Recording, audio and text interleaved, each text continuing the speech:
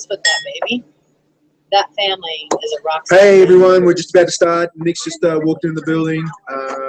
Kent's coming up too, so we're going to start here pretty much straight away. So hang in there. Thanks.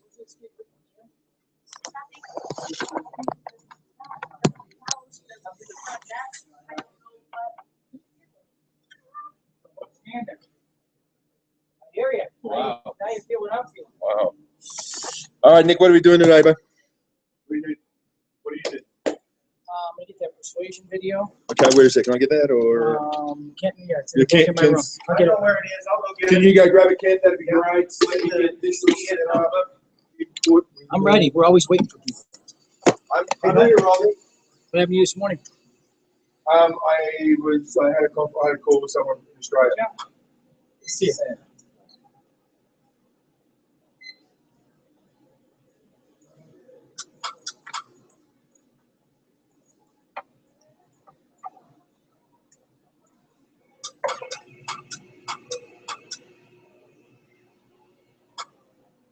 I need to do a trade with you or Sue. Do you know John, my friend John, Angela? You were here Wednesday night. I recognize your And face. Mr. Hardy, Yes, you Mr. were. Hardy, right? Yes. I'm yes. Angela. Nice to Hey, meet you. you know Mr. Dr. Andrew Hardy? Yes. Yes. No, wait. Doctor. Yeah. Doctor. Dr. Andrew. You can call me Dr. Andrew if you want. You just call me Andrew. What's up, Doc? Just call me Andrew. That's fine. I just goofed off that. I do have a PhD. Okay, which one was it? Very relevant to this stuff. Piled high and deep. That's right. Post-hole digger. Actually, the definition of a PhD is you learn more and more about less and less until you know everything about nothing. Boys, Hey, Eric Shaw, man. how are you? Good, buddy. How are you? Doing great, thank you. Man, when you come in. Tired. Oh, tired. Oh, poor thing. Poor Eric. 2 hours of loving there. That was good. 2 hours 11. You teaching today? No, Mr. Capandi is. All right. You're I'm warming just- up the spot. That's right. That's right. Telling What me those do they call head it? warmers, That's right. What slaves. do they, so much, man. How are you? My friend. Good to see you. Good to see you. Yeah, what's How's going on business? today? Everything is good. Good, buddy. Great. Heck, I'm gonna have to get you work. I Work works. Never say it. Work works. Man, you do the activity, the work, then you get the results come. Simple as that. As you know, this business is actually that hard. You know, it's the most simple business there is, but it's amazing how hard we make it here. That's exactly right. Yep. It's not difficult. Did you tell in the cafe? Did you tell her? I went to the Taste of Evergreen last night. I had like 3 or 4 people that I'm following. Secrets of persuasion. I'm doing it. So there we go. 2 words for that one. Loaded gun. I have a graduation party. Secrets of I'm persuasion. gonna go over Loaded to gun. the rec center and shower before I go. So I can You know what's next? I overslept this morning. I was gonna do it Okay, before. so here's the thing. Oh, Not only that, and then went and saw Joe Biden play at No, that's exactly right. you gotta create that the merry-go-round. There's another band playing So tonight that's I highly hope I'm gonna recommended. start to stop it. So the discipline I'm really working on at the moment is, I've got the consistency. That's the ball. I've watched You know what? Joe. I'm really good on finding- I watched him play the bookstore. Oh, really? Getting the enrollment. No, it's follow up to get the enrollment. So I've got, once we get the enrollment, I'm good. That's the, I was looking at my business. I've seen Oh. Oh, really? I took guitar lessons. So what I gotta do is like, It's this an point I'm awesome doing it within 72 hours. What are you getting? Yeah. Think about it. I haven't been. No. I just saw Who this is it? overview. I'm ready to So go. when you're looking at my office, down to the right, Yes. so that's First Street around the corner. Okay. It's probably more, I need more information. The grid that I got. I'm sort of like, look at this,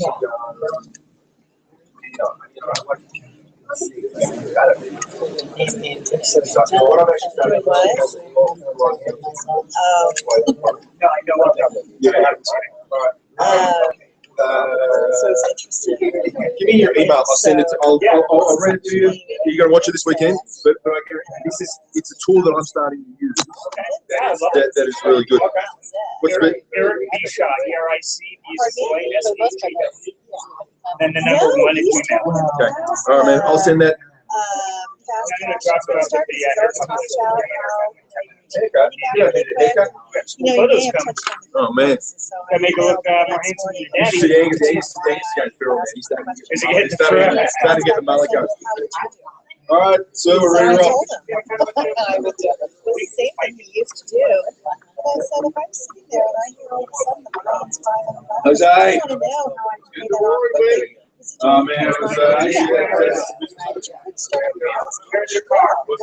So, you know, I think that now I can there's a way to pay it off quickly, and then you can lead it with, you know, the star of the show. So That's exactly right. I like that. Bill's in the house. Man, did you get that email I sent you with that information on the advertising? Okay. I don't know if there's any use, but that was what I dug up. You went right into Yeah, no worries. Brother from another mother. What's going on, my man? How are you? We're ready to roll, man. Whenever you are. We're ready to roll. Trevor's in the house. Oh, yeah. How was your posse on Thursday night? Yeah? Yeah, even my very unmotivated. Are you guys going to baseball? Yeah. Downstairs to the right. Really? Yeah. Excellent. But yeah, pretty much everybody knows there. How are you? Good. How are you? Great. I'm just gonna wait another minute. Okay, man. But just like that's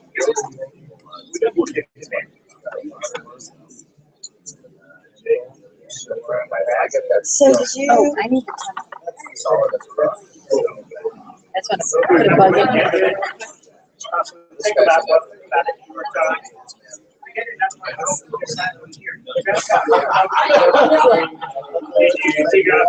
Somewhere.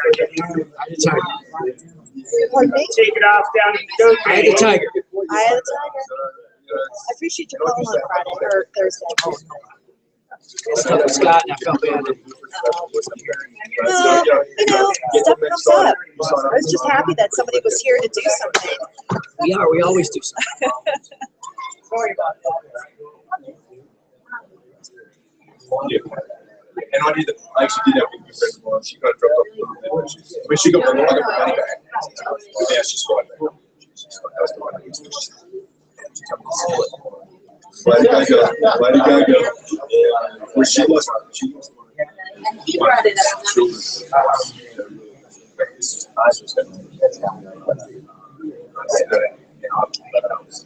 On a down lines. So how did your invite react on Wednesday? What was your overall reaction? You know, I don't understand that. I really don't. Which one, mom or Yeah, the daughter? Mom. Okay. So, you know, we talked, they were excited and everything about it. I'm going to follow up with her Tuesday or Wednesday.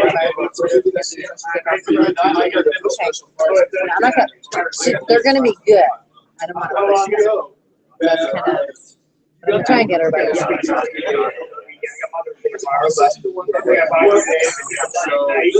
I talked to Gayla, we went out, she was with me Friday night, still, I don't know, I'm not so person, I'm busy right now. We can get her daughter. My brother. But I might just go with you, but if you're not interested.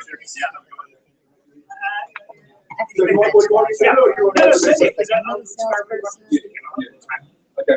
She teaches speaking conflict resolution classes. She can do Anybody. Good deal. Invite More four work people. starting You don't Monday. want to do the business. Take four We're gonna people. work if You might you get guys. a It's still raining. I got more stuff to do. Okay, I'll send it to you now. No guarantee on this one. I think we should. Who else is missing? Is Trevor coming in and sit down too? Yeah, well, you just distracted him. I did. He was here. He's ready to roll. All right, let's get going. Yep. I'll start the video. Good, Noah. Okay. Okay, how are you? Good, thank you. Seriously, twins? I mean, and you guys start talking, I mean, seriously, you got Ginny? Yeah. Is that you? I was in the so I was going on social. It's okay, she'll be, don't worry, you'll see a lot more of it, I don't look you worry forward about to that. chatting with her again. I did that $1 prescription for the area thing. Oh, you for the did? 7 days. I'm gonna just check it out. Did? I did. Okay, You let guys me get know how together it and watch is. Next week's gonna be a bit of a challenge. And this is So just- this is the week. Right. So just let me know how it is, because I asked Nick about it the other day. If anybody in our group was going to be doing that. So I did the $20 a month seems really good. It's $10 a month. So I thought it was $20. Well, for the other $19.95. thing, yeah, for the GoPro Access. Oh, GoPro All Access. access, Okay, yeah, yeah. yeah, yeah. So I did the $1 trial. Okay. We'll figure it out. Okay. But I've got the stuff in CDs. If you want to borrow it anytime. All that training, Yeah. like where he charges like $1,000. Yeah, I've got it in CDs. I've got it in CDs and DVDs. Really? I've got the presentation, the event he did a week ago. I mean, it's like 2 years ago. It's like 2 years ago. Maybe it's 3 months ago. But I've got all This one has the. 2000. This one has 2012, 2013, This will run about 2014. an hour. Okay, well, I've got the Presentation. So we're 2013 okay. presentation. Usually- So I've got that. I've got the CDs, DVDs, Yeah. plus Well, all the we should- guys he yeah, we should interviewed. start Plus the other thing too on Okay. this is that he's got all the full-blown interviews Sounds good, right? on Yeah, it's really from sweet. like Jordan Adler, John Asraf. All right, let's go. All right, Nick, let's go. All right. Let's go, Mr. Petty. All right. I'm going to talk Let's go. after, only because I want to get this started. Yes, sir. Okay. Yeah. Deal? All right. got to leave at 1:15, so yeah, you should get it watching. Matthew. Hello, sir. I'm good. How are you? Fantastic. Good. That's awesome technology. Well, June, you'll get the first part. Yay! How you doing? I'm great. How are you today, You have sir? to leave? Good, Do you have to thank leave? You have to leave too? No. Yeah. Okay. Oh, no. I was here on Thursday where they showed the second part. And I had missed the first part the previous week. You have to break this up in pieces? No, you don't. I don't.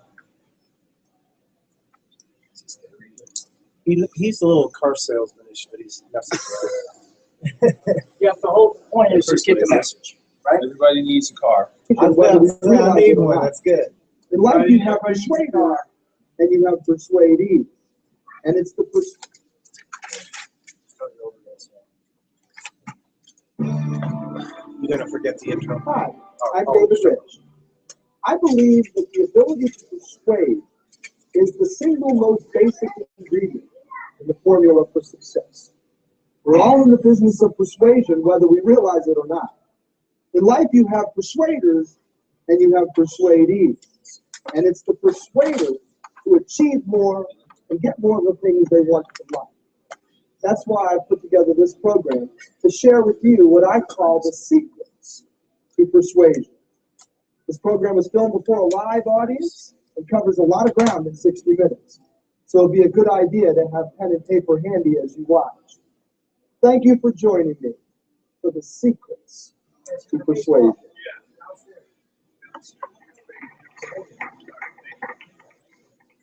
Thank you. This really is a special presentation. I want to thank you. If you couldn't already tell from the Hollywood-type setting here at the beautiful Hyatt Fair Lakes, I want to thank you for taking the time to be here this afternoon, sincerely. And I'd also like to thank those watching on video as well for taking their time in learning about the secrets of persuasion. And I've chosen that title very carefully, The Secrets to Persuasion.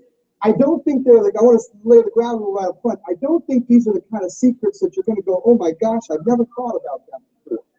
But I think these are the kind of secrets that sometimes when we're persuading another person, they just get swept under the carpet. We don't realize just how important some of these things are when we're trying to persuade and influence another person. I think persuasion is the lost art. I really believe. For instance, in sales training, which I do and have done for many years, we spend a lot of time talking about how to get your foot in the door. We spend a lot of time talking about how to close the sale, how to negotiate effectively. Okay, move forward. What are we doing? Yeah, I want to get closer. All right, all right. Let's get the movie, like we're at the theater. Come on, that's right, Matt. You like it, right? You know what I'm talking about. Yeah. Can I say a couple things before we get back to this? About a couple of people here. Yes, sir. First of all, I just want to acknowledge, because I think some of you guys are leaving early, or I know the Giants leave a little early. Trevor had 5 people at the meeting on Thursday night. Good job, Trevor. Rob had a couple. Matt had one. It's moving, guys. It's a real. This is real. This is a real thing. Yeah, it is. Can't you sign up a CEO pack an hour ago? Congratulations. All right. So he makes $130. $130. If you're there you go. And then so you're an SCMD, you make $230 per person per CEO pack that you personally enroll. Pretty cool, huh? So it's real money. It comes in a check. That's not exactly right. It depends. It is because for you, because you don't have anyone above you. But if you're an SMD and your next rank above you is higher, then it gets proportioned. So sometimes it will be 230, but it's not always 230 depending on how it plays out. So just clarify. Scott told me 230. For you at the moment, for your position where you and I position that is correct, but it's not always the case. All right. We'll take 132, right? Yeah, 130. Yeah, at CEO, at SEMD, you'll get at least $100. Yeah, extra. Yeah. So I had a month. Well, I just wanted to let you know this too. That a lot of you guys really helped and really went at it, and I think I made like $1,200 just on CEO packs. Would you? Yeah, no, absolutely. Nothing. It's a coding bonus. It's a coding bonus. I got a coding bonus on everybody who sold something for me. So I made about $3,100, maybe $3,200, maybe actually, maybe more. I don't know. I don't count. Yes. I'm gonna start counting. So, but Trevor's getting intrigued back there. But the point being, the coding bonus is the game changer. Why Youngevity? Why people are coming from other network marketing companies to Youngevity? It's because of the commission plan in general, but the coding bonus specifically. That is the game changer in this industry. That's and on average you'll make once you get to SEMD, on average you'll make $100 per CEO pack that's sold in your organization. Doesn't matter where, it'll be all over the place. Isn't that great? Yeah. I mean, that's what the whole reason is. I think what Louis Ariaza 1 month had a $60,000. Yeah, Dave Pitcock in December had 40 grand. Just on the coding bonus. Just on the coding bonus. So then imagine what the residual on that's going to be as well. Okay, I mean that's just. Want to make another announcement? Cray. As you young people say, it's cray. The young generation would say. Back up. Younger generations. Here we go. I can say hi to the ladies. Oh, How are you? Good, how are I you? know, right? But the men might feel a little left out. Oh, I'll say hi to the men.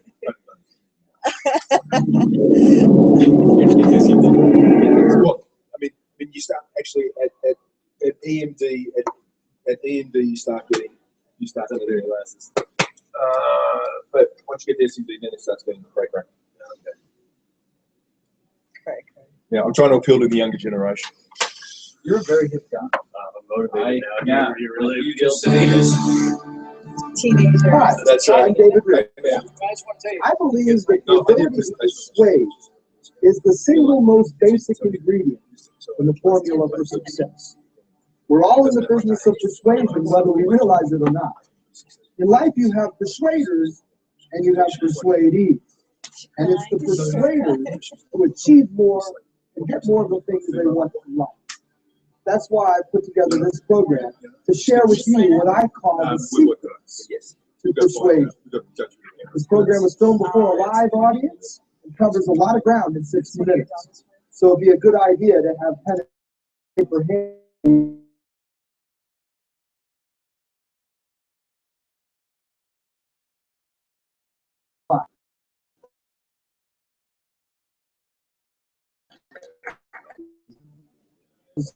A special presentation. I want to thank you. If you couldn't already tell type setting here at the beautiful Hyatt Fair Lakes, I want to thank you for taking your time to be here. And I'd also like to thank those watching on video as well for taking their time in learning about the secret. And I've chosen that title very carefully, The Secrets to Persuasion. I don't think I want to lay the ground right up front. I don't think these are going to go, oh my gosh, but I think these are the kind of secrets that sometimes the person, they just get swept under the carpet. How these things are when we're trying to persuade and influence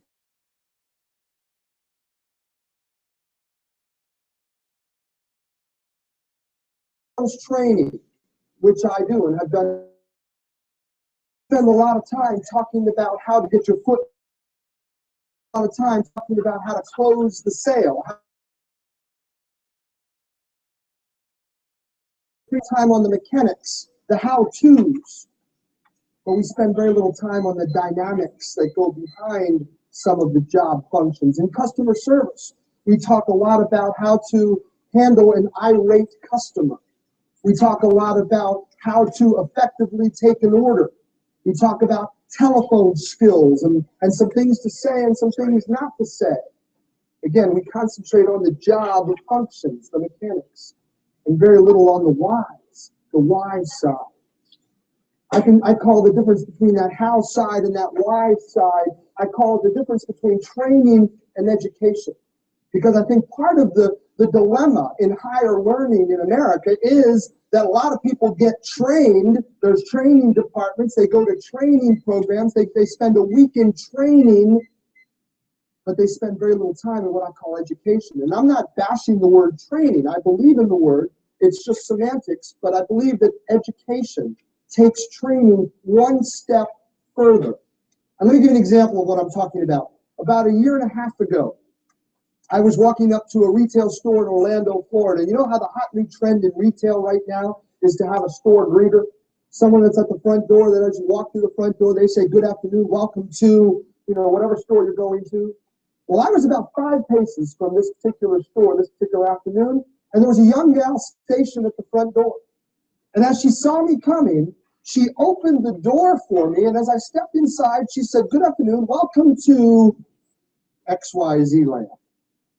Now, I've been greeted before, but I've never had someone that actually opened the door for me and greeted me as I'm walking through. So I remember I stopped and I looked at her, and I said, "Thank you very much. You didn't have to do that." And I'll never forget it to this day, because she looked back at me and she said, "Yeah, I know, but it's my job." Exactly. I didn't quite know what to do with that, but I just kind of went about my business. A few weeks after that, I was in a fast food drive-in lane. Let's call it Burger World. And I'm placing my order. At the end of the order, the gal comes on the intercom. We've been there probably 100 times. The gal comes on the intercom, and she says, "Thank you for coming to Burger World." Now, I don't know what made me rather instinctively, rather impulsively. I just kind of stuck my head back out the window, and I said, "Thanks for taking my order."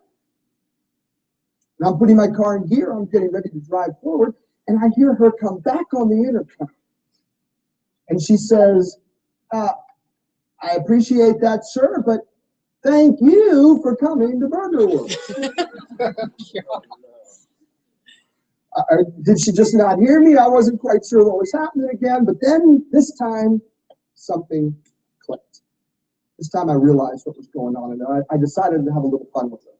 So I stuck my head back out the window and I said, "Listen, I won't hear of it. Thank you for serving me." What do you think happened next? Sure enough, she came back on the intercom, and she's this time a little bit more forcefully, and she said, "Sir, if you don't mind, thank you for coming to Burger World.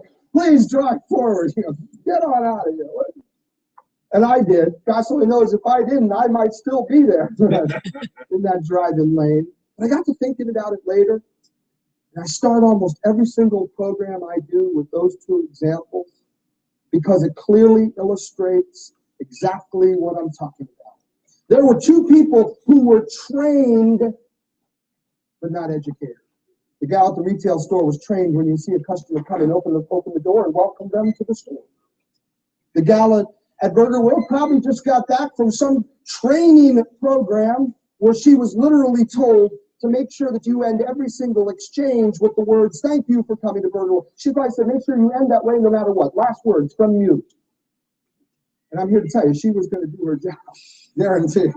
I was not going to get away with the last words. But what they were not, very important, what they were not is educated on what really does persuade another person.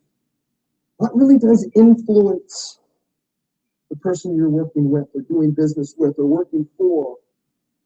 See, persuasion is something that spans the gamut. It doesn't matter whether we're talking about customers or whether we're talking about co-workers or people that work for us or friends, relatives, spouses. It doesn't make a difference. We're all in the persuasion business. We're all in the business to persuade another person.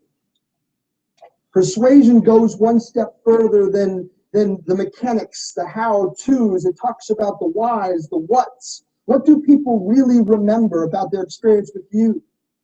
Because I'm one of the messages that I want to make sure that every one of us believes when we walk out the door today is I want you to understand that the message is not as important as the messenger. We are centers of influence and persuasion. More than anything we say or more than anything we do, it's who we are that really does influence people. You've heard the phrase, and something very important to understand, for every one negative experience someone has with you, whether it's a negative customer experience or a management experience or a coworker, for every one negative experience, you need 12 positive experiences to balance the scales, to offset that. Think about that. And why do you think that is? Why do you think they say that? Why do you think for every one negative you need 12 positive? Why is that? Why do you think? Exactly. Negative word, unfortunately, travels a lot faster, a lot quicker than positive words. Unfortunately.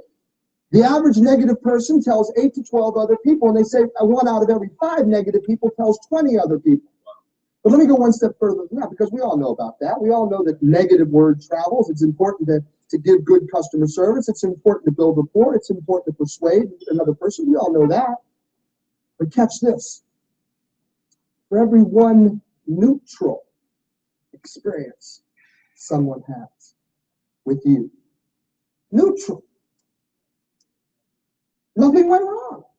There were no problems. There were no dilemmas. There were no mess-ups. Everything went fine. If it's a customer hangs up the phone and says, yeah, she was all right.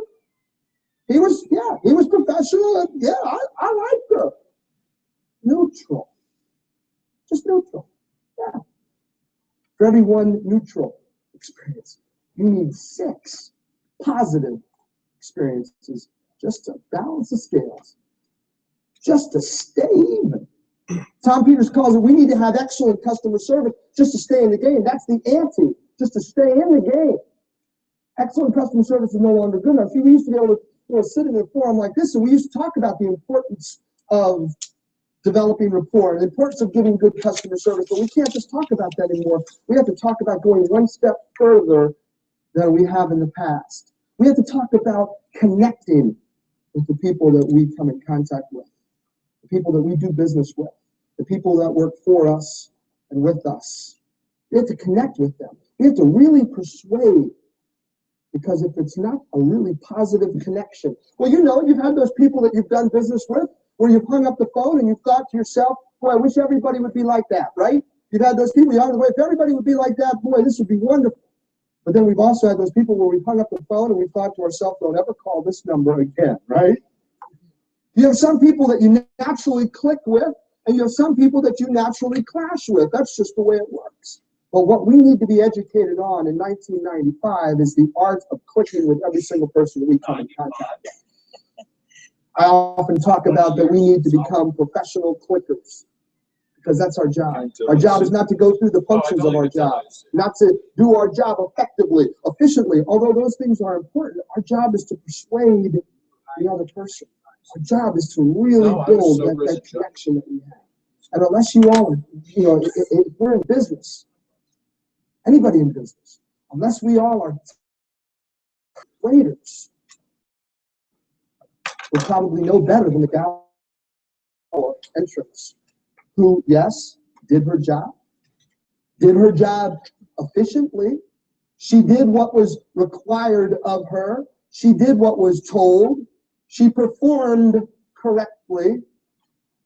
But what she did not do was persuade and connect with me. What she did not do was leave an impression with me that made me want to do business with her. And that's our job, is to make other people want to do business with us. So I'm going to talk about 3 secrets to persuasion. Some of the secrets are going to be things that, oh, I've heard that before. I can see that. Some of them I think are going to be a little different. But I want you to understand that these secrets come from the standpoint of the dynamics behind persuasion, not necessarily the mechanics of doing so.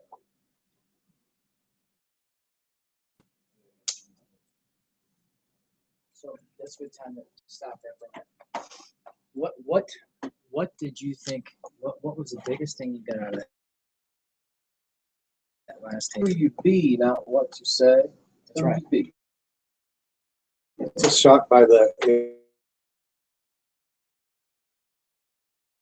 it's neutral. Yeah, you gotta have passion.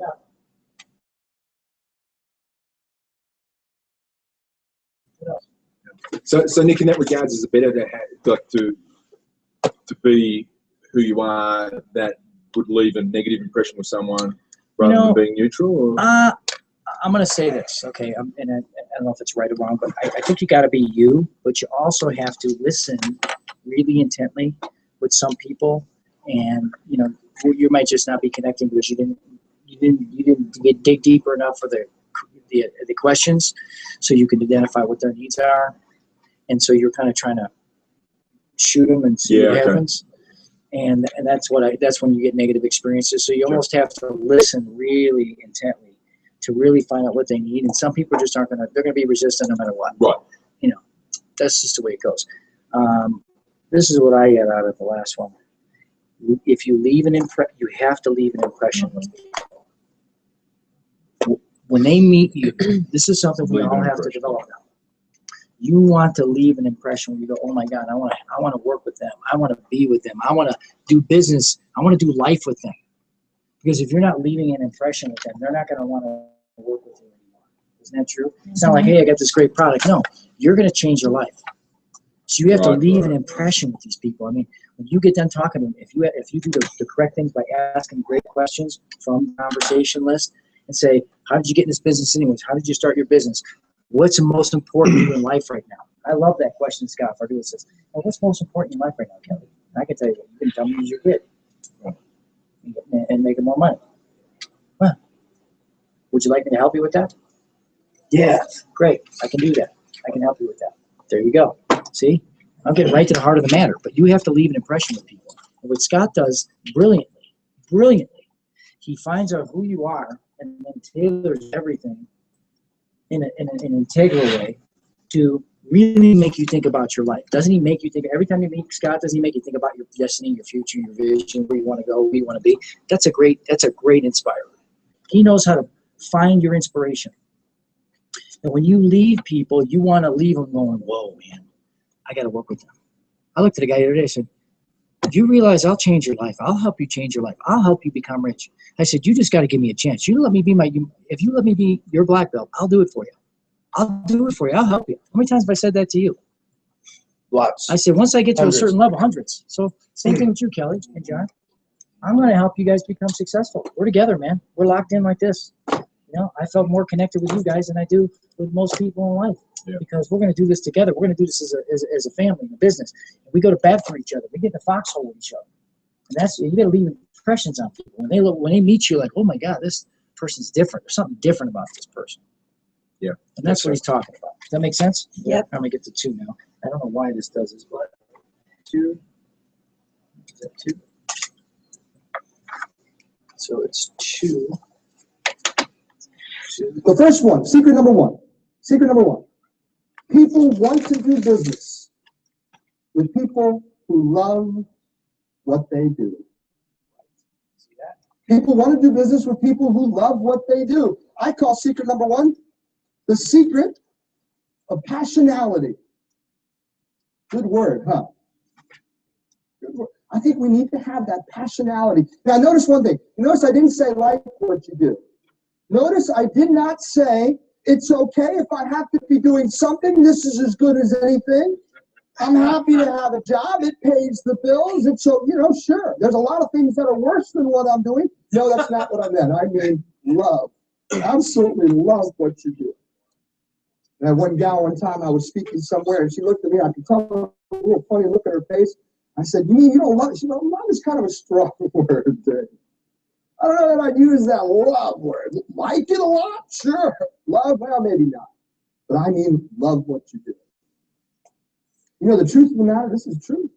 If on the way out the door, we took a break, let's say we took a break halfway through, and on the way out the door to the break, I handed each one of you a brown paper bag, and inside that brown paper bag was $3 million U.S. currency, hard, cold cash.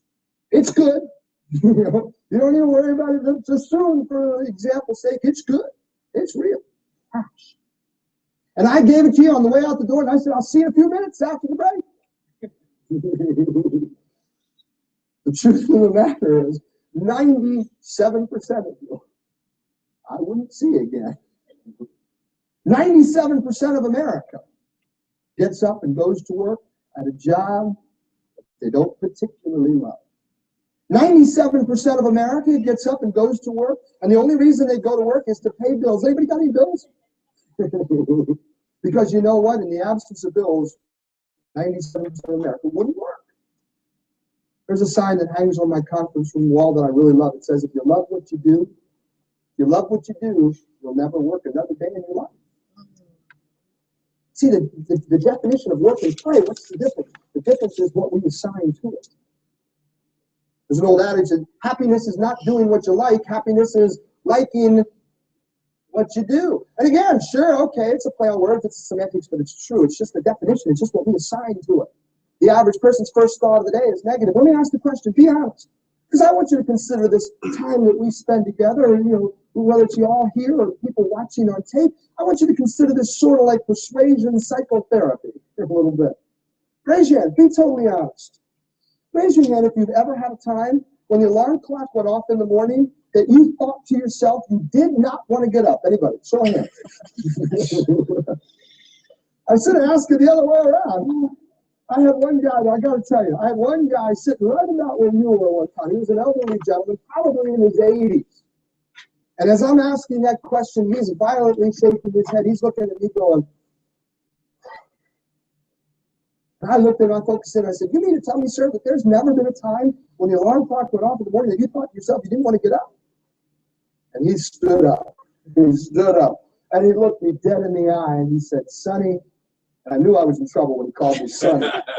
Looked me dead in the eye and said, Sonny, at my age, when the alarm clock goes off in the morning and I wake up, I am thankful. I said, well, I can't argue with that. That's true. It's all just perspective. The average person's first thought of the day is negative. Second question. Again, be honest. Second question. How many people have the disease, current disease, that I used to have called snooze alarmitis? Anybody got that problem? Raise your hand, be honest. Yeah, there's a few of you probably wouldn't admit that, right? We're taping, right, Dave? Exactly. And I don't know about you guys, but I wouldn't just hit my snooze alarm like once or twice. I mean, I'd hit it like 4, 5, 6 times before I got up. I got to a point, true story in my career, true. I got to a point in my career where I would set my alarm an hour before I really wanted to get up, just so I'd have that hour of quality snooze alarm time. Oh, and I had a name for it. I mean, I actually had a word that referred to that block of time when I was in transition. Well, come on, we can't just get up, can we? I mean, we gotta start the day gradually, right?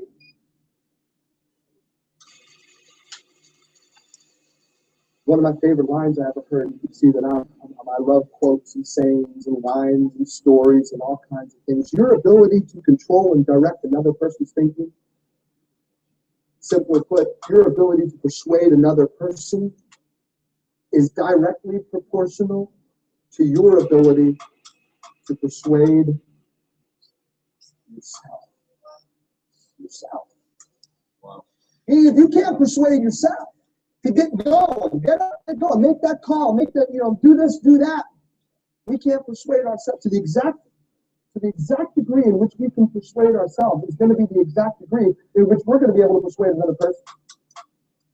Which is where I think a lot of sales training, unfortunately falls short, because we spend a lot of time on the dynamic, the functionalities of things, but if we're not knowing how to persuade ourselves, we're probably not going to be able to persuade the other person. What's going to be to that exact degree persuading that other person. Here's the real bottom line. This is the real secret, I think, to develop, to passionality. This is why passionality is so important, I think, having that passion. By the way, it's something we can't fake.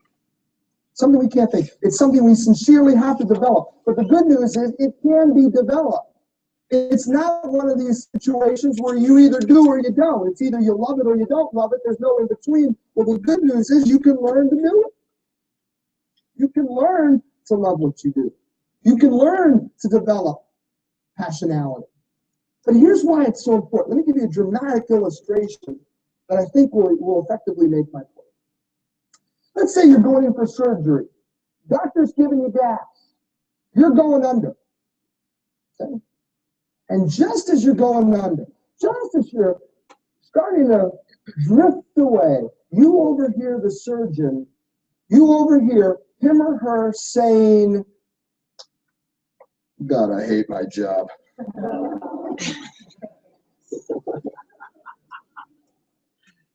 What are you thinking right now? What are you thinking? You're thinking, oh, this is not going to go too well, right? Absolutely. Absolutely. Let's go on. Maybe you think, okay, well, Dave, that's a pretty dramatic illustration. I don't think that'll ever happen. Dave, I don't hate what I do. I mean, come on. All right, let's make it not quite as severe. Let's say this time you're going in for surgery. Doctor's giving you gas. You're going under. And this time you overhear him or her saying, this has just not been my day. Does that make you feel any better? No. In some cases, maybe that's worse, right? Maybe fate is not on our side. Well, let me ask the question. Do you ever have good days or bad days? Do you ever have some days that just seem to go a little bit better than some other days? Some days everything seems to fit. Some days we clash a lot more, and some days everything clicks. The days when everything clicks, boy, we go home at the end of the day and we say, boy, I do love my job. I do love it. And those days that are not so good, we go home at the end of the day and we're saying, I must be crazy. What am I doing? Right? But here's my point. Because sometimes when I talk about this, there are some groups that think, oh, David, he must be talking about that attitude stuff. He must be talking about that positive mental, he's talking about positive thinking. He's talking about that motivational, pump me up stuff. No, that's not what I'm talking about. It's not what I'm talking about. Sure, I think that stuff's important. That's not the point today. If we did overhear the surgeon saying one of those two things, what would we think about that surgeon's attitude? We would think that surgeon's attitude is not that good. We think that surgeon's attitude leaves a lot to be desired. That's obvious. That surgeon's attitude is obviously bad. But I'm not talking about attitude. Because here's the question. What happens if you did overhear the surgeon saying that? What would happen to your confidence, your faith in that surgeon's abilities? Not attitude, but abilities to perform that surgery competently, effectively. Would your confidence go up or would it go down? Which one? Everybody. Good. Way down. Way down. See, there's my point. I'm not talking about attitude. I'm talking about competency. Competency. The secret behind passionality is very simple. To the exact degree in which people think you love what you do is the exact degree in which they think you're competent. It's competency. Competency. The more we love what we do, the more we send that message to another person, the more persuasive. Persuasiveness, the more persuasive and passionate you are, the more confident you'll be.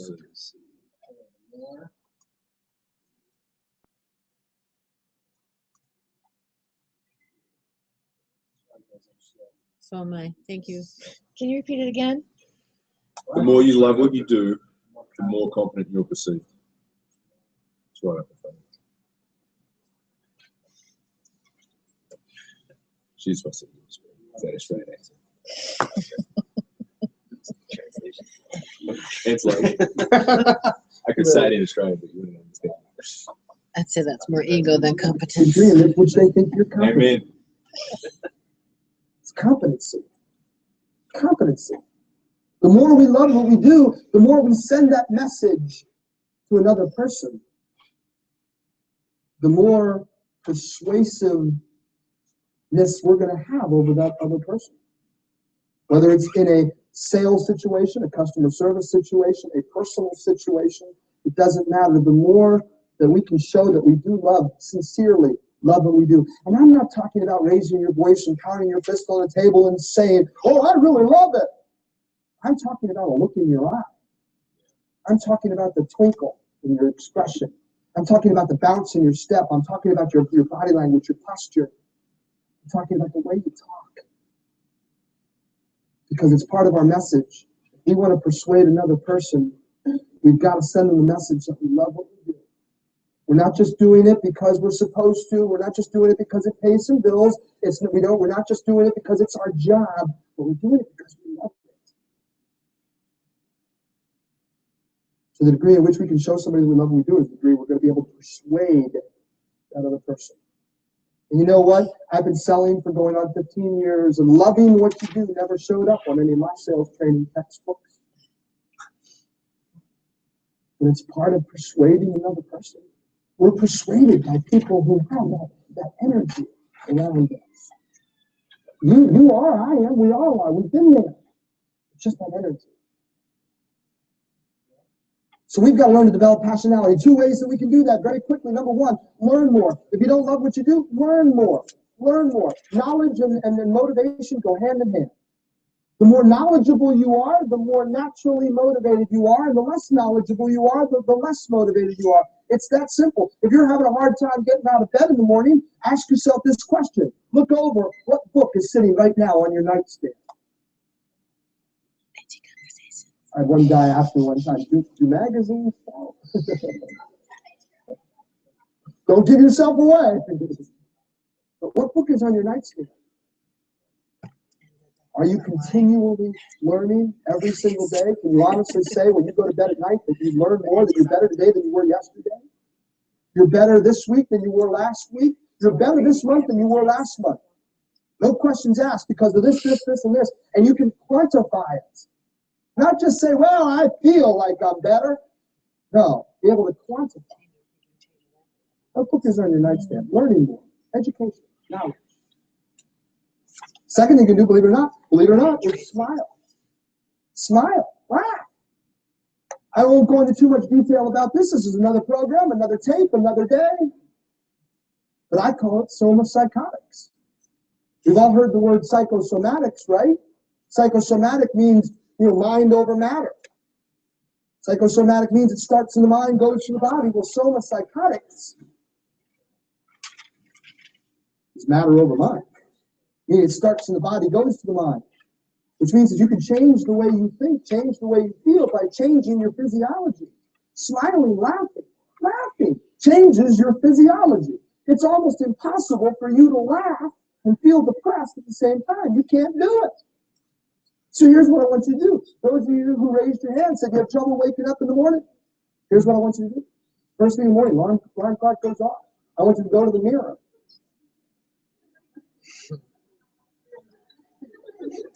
I want you to go to the mirror and I want you to laugh. I don't care if it's fake or sincere. See, the truth is your mind doesn't know the difference between a fake laugh or a real laugh. Just go to the mirror and laugh. I had one gal look at me one time. She said, "Oh, Dave, that's easy. I go to the mirror, I start to laugh, and then I start to cry." Right? You see, your mind doesn't know the difference. Who's married? Raise your hand. Who's married? Oh, try this one. Spouse with brother. Get up, go to the bathroom, shut the door, start to laugh hysterically. They'll love it. Now, be prepared. You will get things like this. Hey, who's in there with you? But hey, it's funny. It breaks up the day. Try it. Smile. Can a smile be heard over the telephone? It's called the law of reciprocal behavior. The best way to get someone to smile at you is to do what? Smile at them first. You want someone to be angry and irate and short with you, what's the best way to do it? Yeah, guaranteed. You're driving down the road and you want someone else to give you a gesture. What's the best way to do it? Exactly. Do it to them first. It's the law of reciprocal behavior. It's soma psychotics, it's matter over mind instead of psychosomatics, mind over matter. But we've got to develop that passionality. It's part of persuading another person. It's part of developing that passion, that energy that connects and influences with somebody else.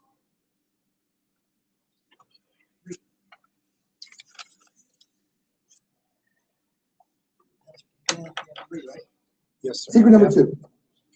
Secret number two.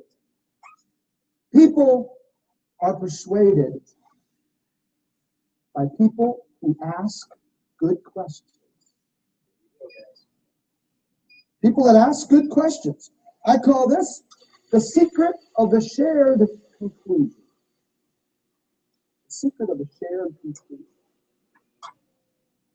Okay, so that one was.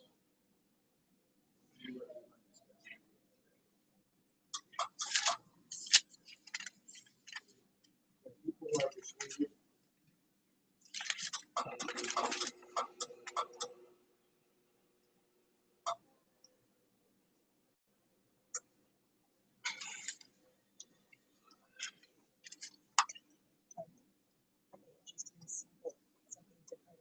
Questions. People that ask good questions.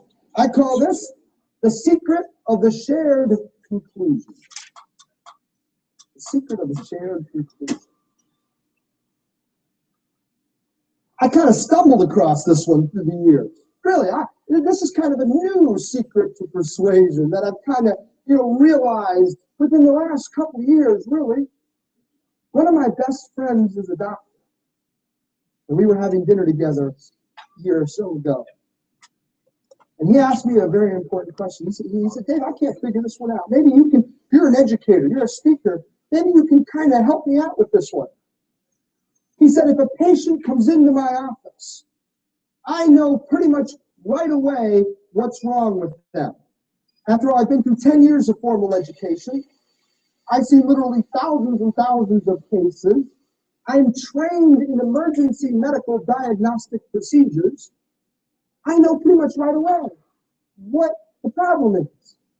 But he said a weird thing. If I tell the person right away what's wrong and how I can help them, because I figure time is money, we've heard that a million times. He says, if I tell them right away what's wrong with them, then they walk out of my office doubting what I've said.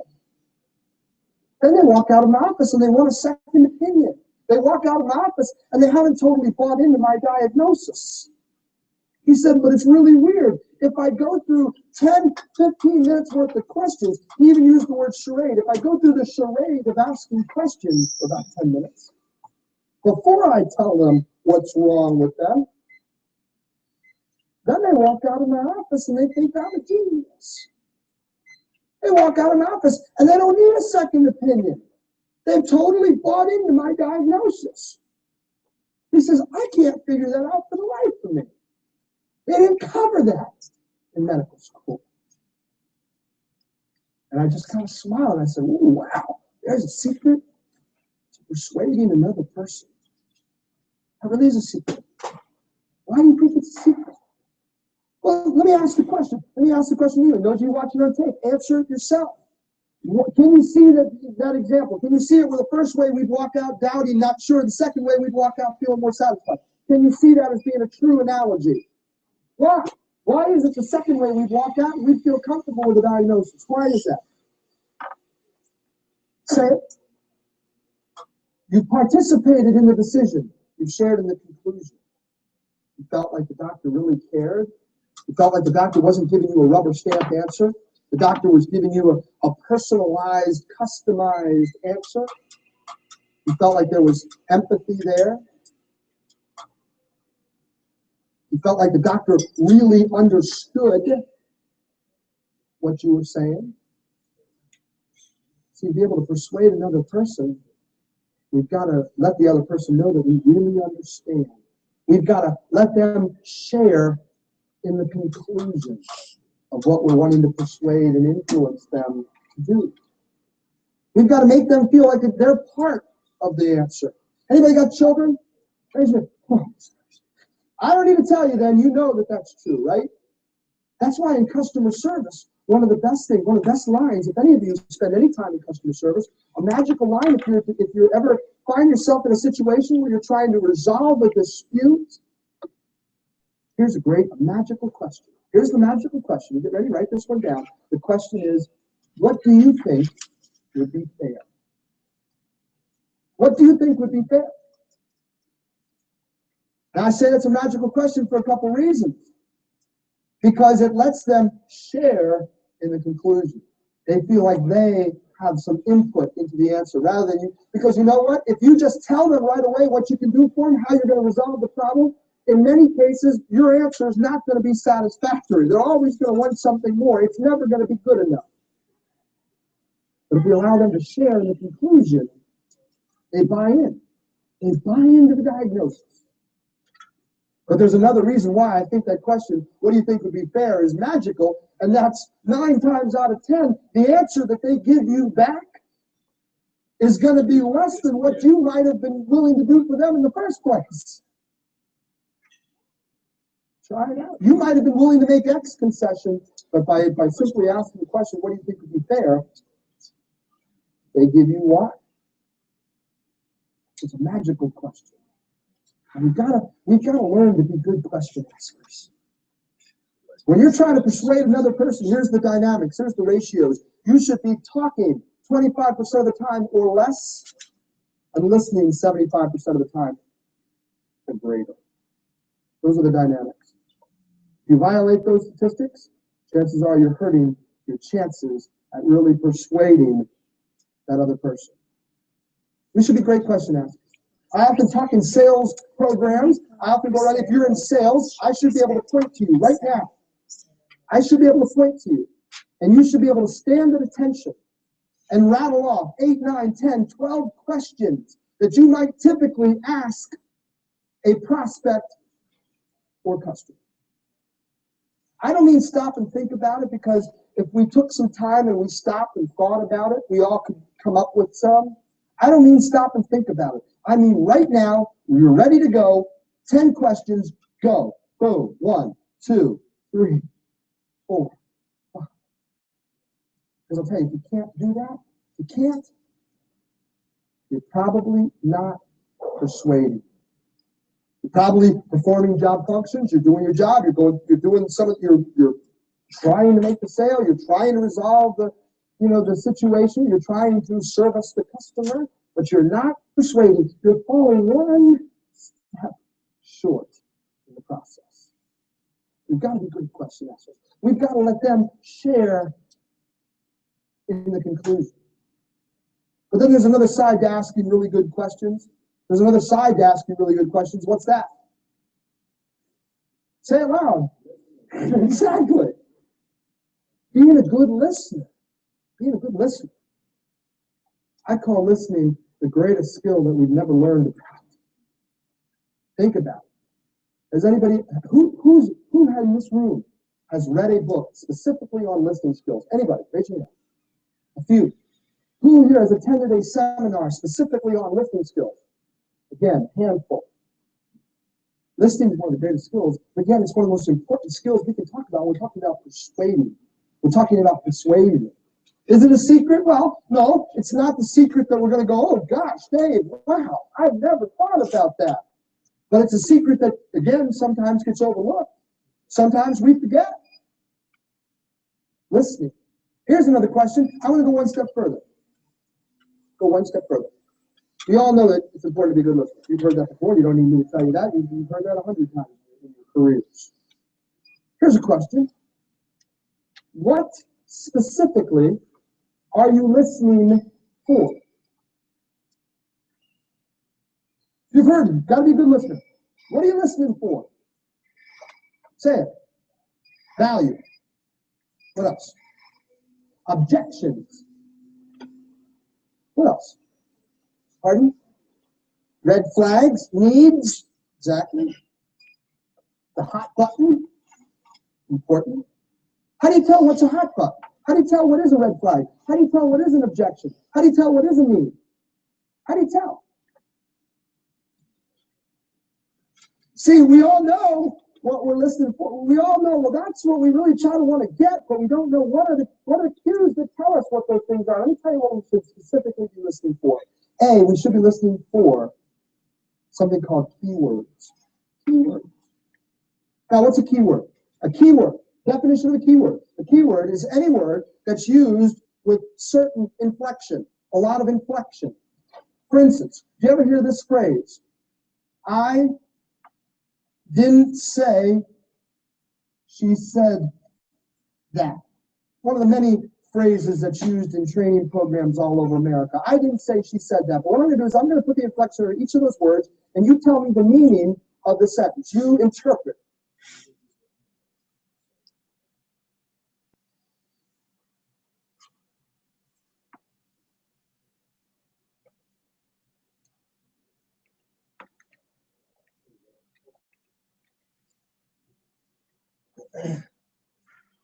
Definition of a keyword. A keyword is any word with certain inflections.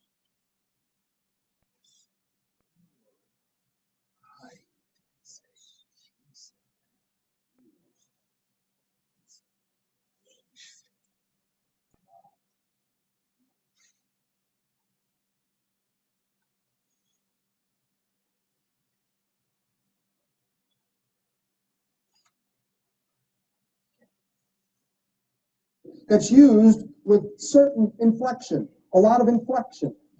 For instance, do you ever hear this phrase?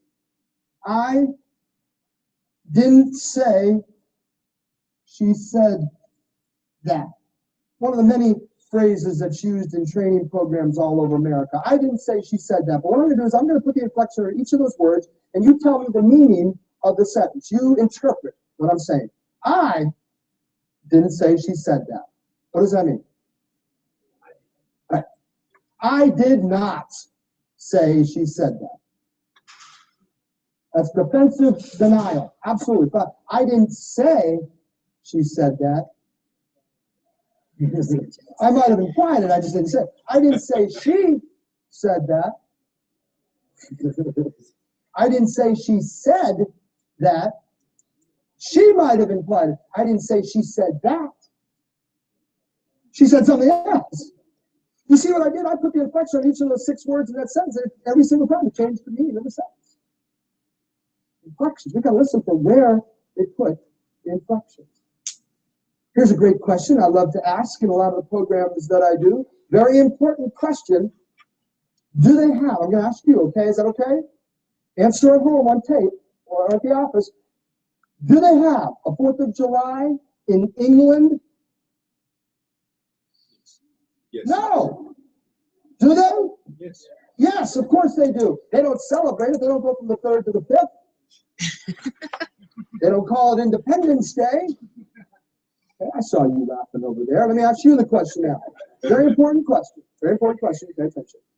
How many animals of each particular species did Moses take on the ark with him? How many? 2. Oh, Moses. Yeah. How many? None. Moses didn't sail the ark. It was Noah.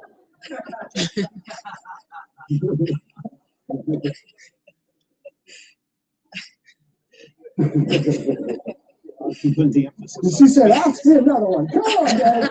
I'm ready now. But you know what? I'm really glad. Did I tell you to answer that way? Oh, good. She said, I wish you would have, Dave. But the reason you got that wrong wasn't because you're a bad listener. It wasn't because you're a bad listener.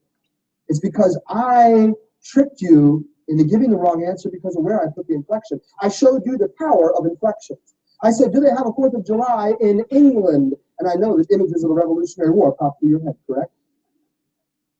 I said, how many animals of each particular species did Moses take on the ark with him? And you probably stopped thinking after I said the word species. You honed in on that word.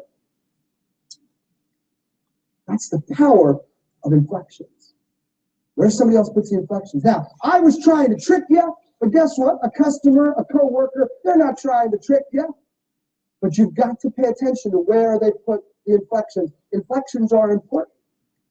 Second thing that may be a key word, any word that's used with a lot of inflection. Second thing that may be a key word is any word that's repeated more than once. If you hear a word come up more than once in the course of a conversation, it's probably a key word.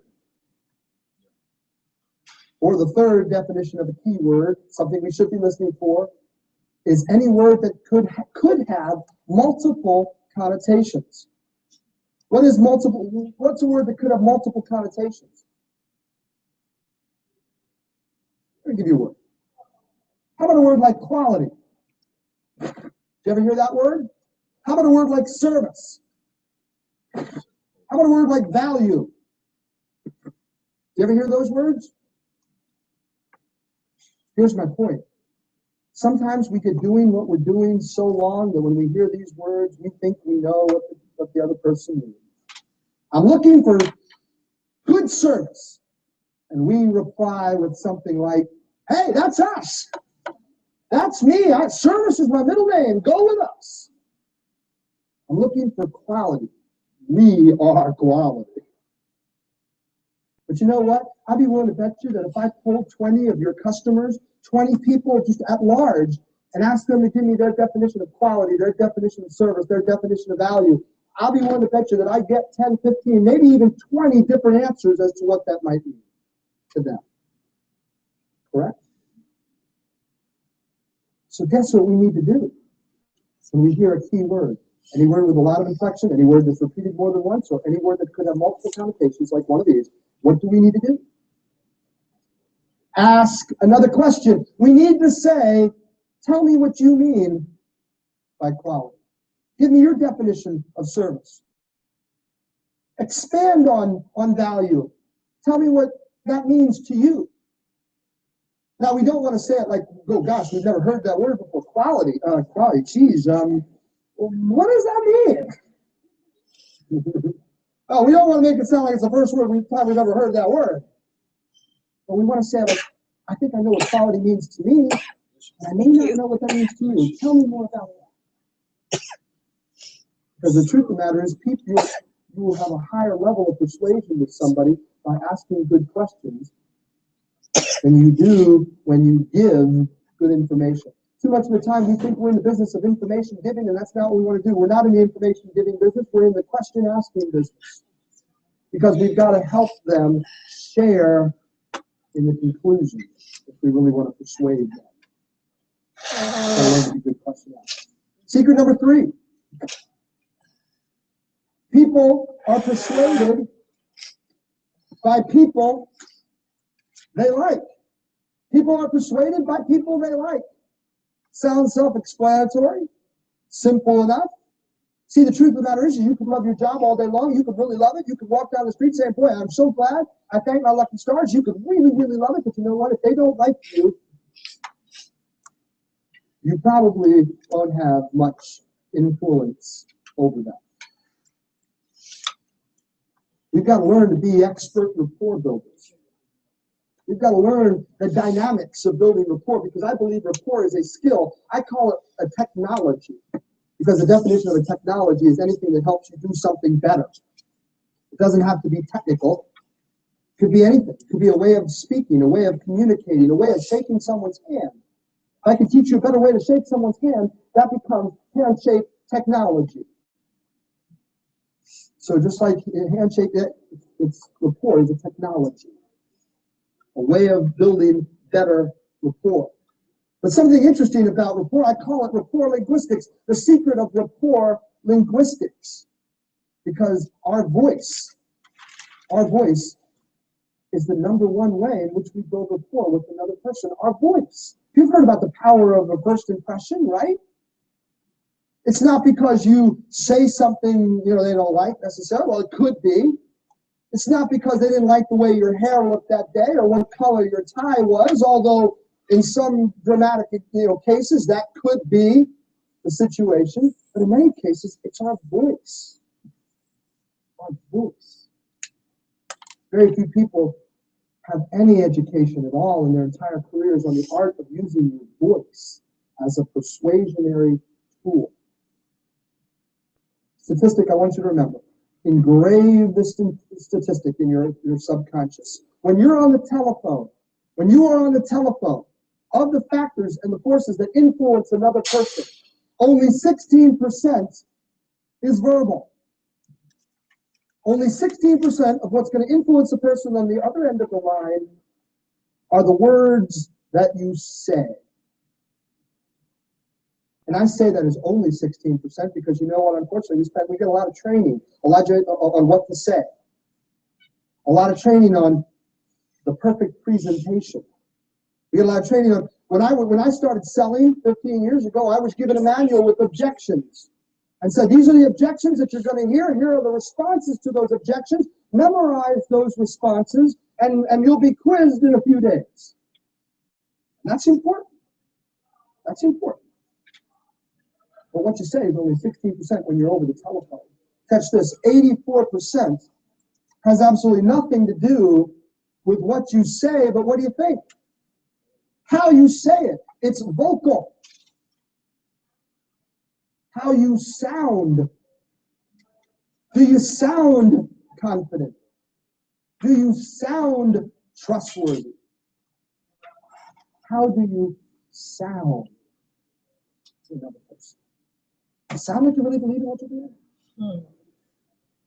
Really believe? Or do you sound like, hey, that is the bill? Now, that's over the telephone. Let me go one step further. It gets more dramatic when you're in person, when you're standing face to face with another person. Here's what the statistic changes to. This 16% drops to only 7% of what influences another person are the words that you say. Only 7% of what influences another person are the words that you say. 38% is how you say them. 55% when you're in person, what do you think that one is? How you look. And I don't mean, is it a good hair day or is it a bad hair day? I mean, what is your body language saying? What is your posture? What is the expression on your face? What's the look in your eye?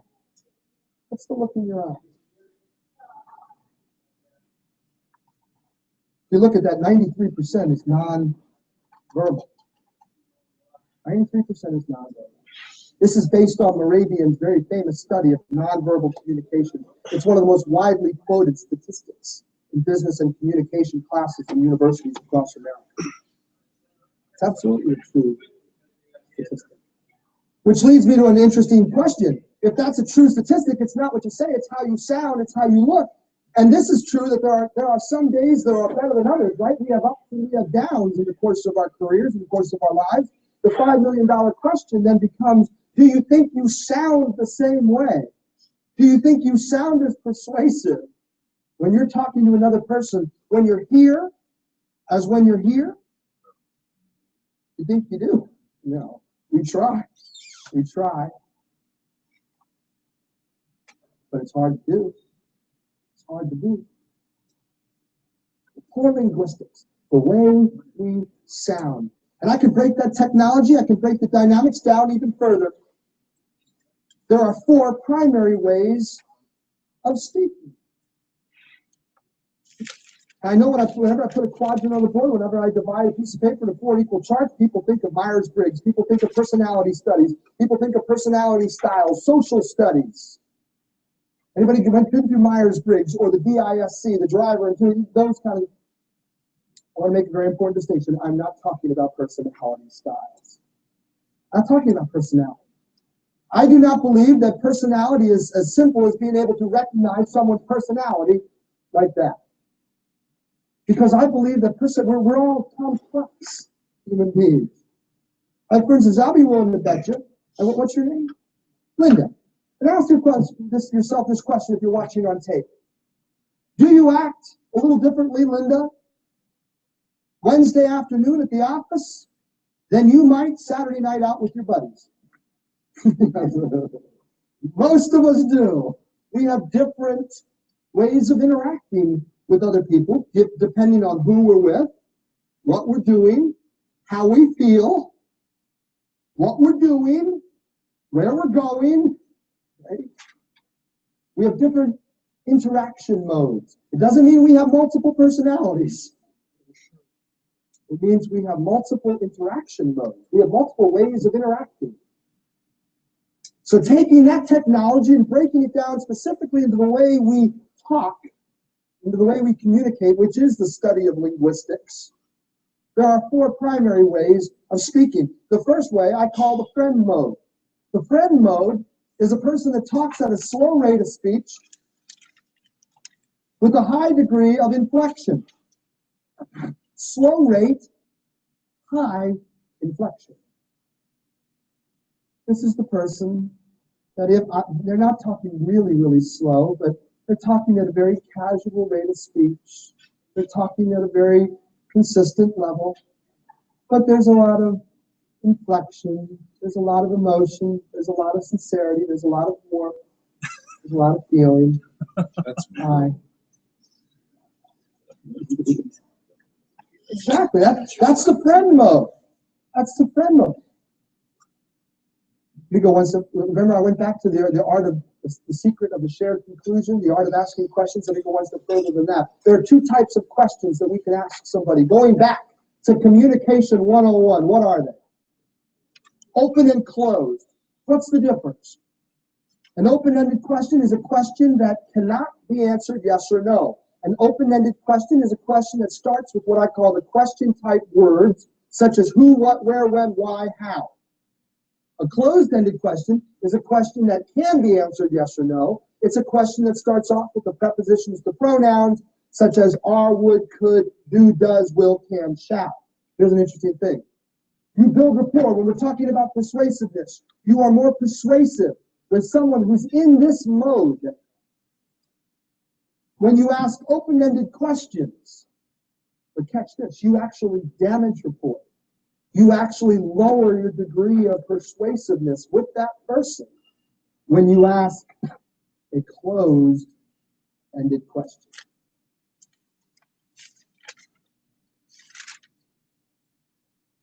I don't know that I can necessarily legalize it, why, but I can tell you that they want the give and take. They want the relationship. They want the dynamics of 2-way communication.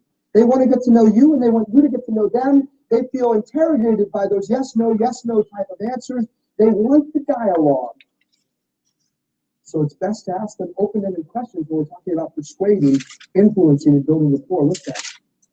But let's contrast this down here because there's a mode that is diametrically opposed to the friend mode. I call it the domineer mode. The domineer mode. The domineer mode talks at a fast rate of speech with a low degree of inflection. Fast rate, low inflection. They talk like this. Here's what I want you to do. These are the people I want you to work with. This is what I'll expect you to accomplish. This is the budget. This is the time frame. Do you have any questions? Got it? You with me? Good. What did I miss?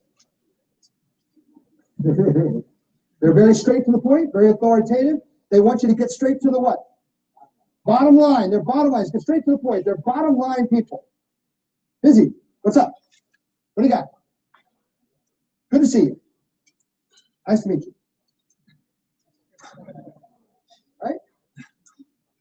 Bottom line. We've all met people like that. Let me show you the contrast. We've all met people who've done this. Hi, good to see you. Nice to see you. But then we've also met people who've done this. Hi, good to see you. Have a seat. I'll be with you in a minute. Stark contrast. People who are in the domineer mode, we're talking about open-ended and closed-ended questions. Here's an interesting thing. You actually damage rapport. You actually lower your level of persuasiveness with someone who's in the domineer mode by asking open-ended questions. But you'll build rapport by asking closed-ended questions. Which is really kind of interesting because when I started selling and customer service, and I was taught to ask open-ended questions only. Get them to open up. But I can tell you the worst thing you can do is to try to get someone who's in this mode to open up. They'll call security. They don't want to open up to you. And none of your efforts to open them up, all it's going to do is isolate you from them. Now you can see the type of question you ask is very dependent on the type of interaction mode you're dealing with. And am I talking about personalities? Absolutely not. Again, to make that point, I am not talking about personalities because at some point in time, every person in this room at some point is in this mode, and at some point is in this mode, and at some point will be in this mode, and some point in this mode. Every single person floats around this chart. I am not talking about personalities. I'm talking about ways of interacting. Interaction mode. This mode down here, I call the skeptic mode. Very important. The skeptic mode talks at a slow rate of speech with a low degree of inflection.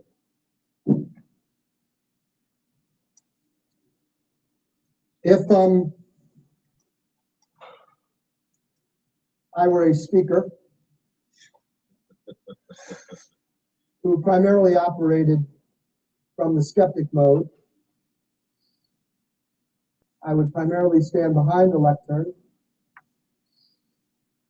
and I would tell you that when you're on the telephone influencing people, on the factors that influence another person, according to Moravian statistics, 16% is what you say, and 84% how you say it. And furthermore,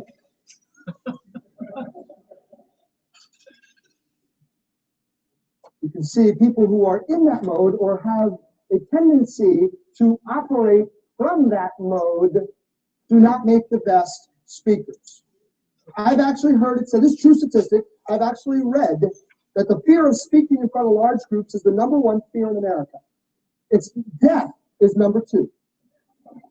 That's true statistic. Speaking #1, death #2. And I heard Seinfeld say one time, he said, so what that means is at a funeral, more people would rather be in the casket than deliver.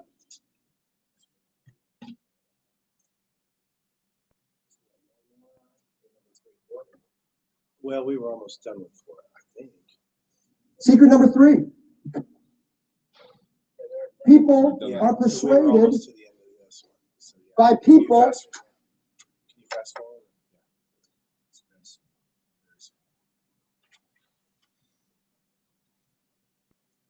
Most of the presentations I've had from the Well, that was So, when how he was, boring. when he was talking, he goes, Yeah, I like that How one. you sound. that was hilarious. I have said you so That's true. Whatever. And I'm just waiting. I'm waiting. Okay, what is You it? had one more. What is it? Give me one more today, come on. Oh my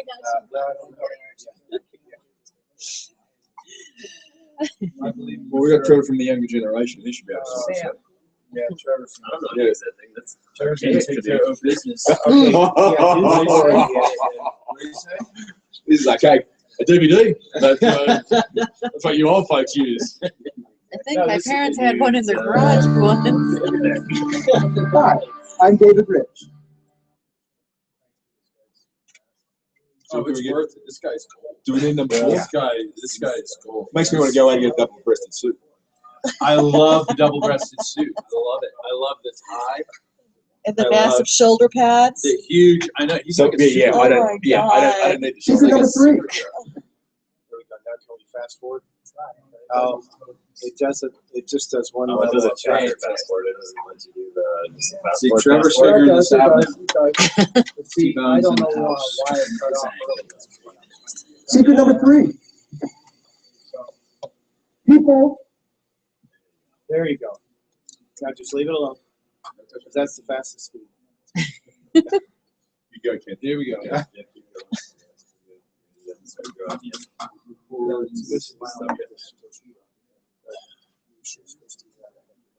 Right, but don't hit it. We're gonna. That's the fastest we can go for. It's not gonna make that. Oh, it doesn't. It's great stuff. That's fascinating what he said on the phone. And if you can, Yeah, and if you can make a phone call, stand up and make your phone call. Don't, because your voice totally changes. I got some of the best. Well, when your mind starts to. We're Mine moving right does. along, so we can keep it going. We're just down to the last interaction style. So There it is. Through your cerebellum, which Yeah, here goes we go. in through it. Domineer. Oh, that's right. Skeptic.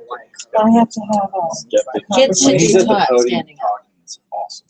Oh, And interesting. furthermore, Instead of sitting. right there, there it You're is. not, Right there, like you're a not bullet. utilizing It totally your does. I think about right here. gravitational muscles when you're sitting. You're slouched, you're That's crouched over. true statistic. Speaking number one, death number two, and I heard Seinfeld say one time, he said, so what that means is at a funeral, more people would rather be in the casket than delivering the eulogy.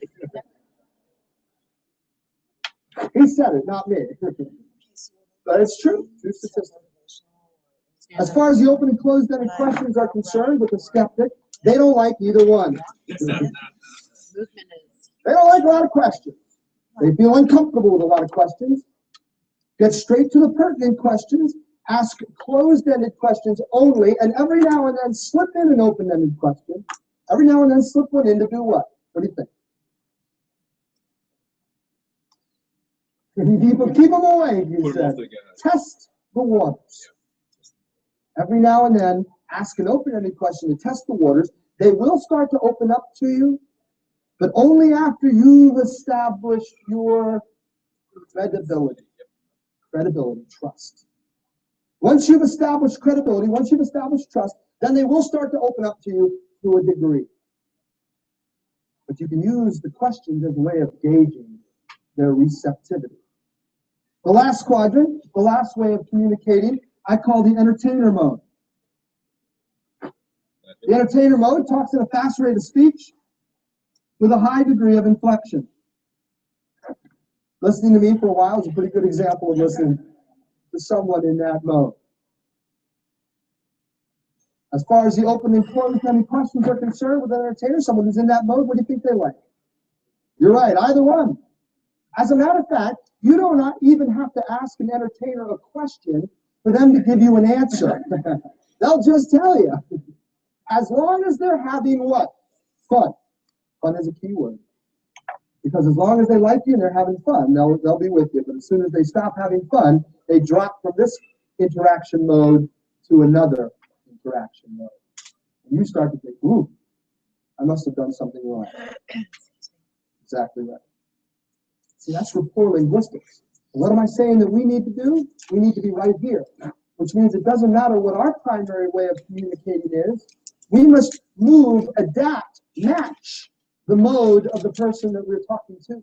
It doesn't matter that we talk in the skeptic mode. If we're talking to an entertainer, we've got to talk the way they talk.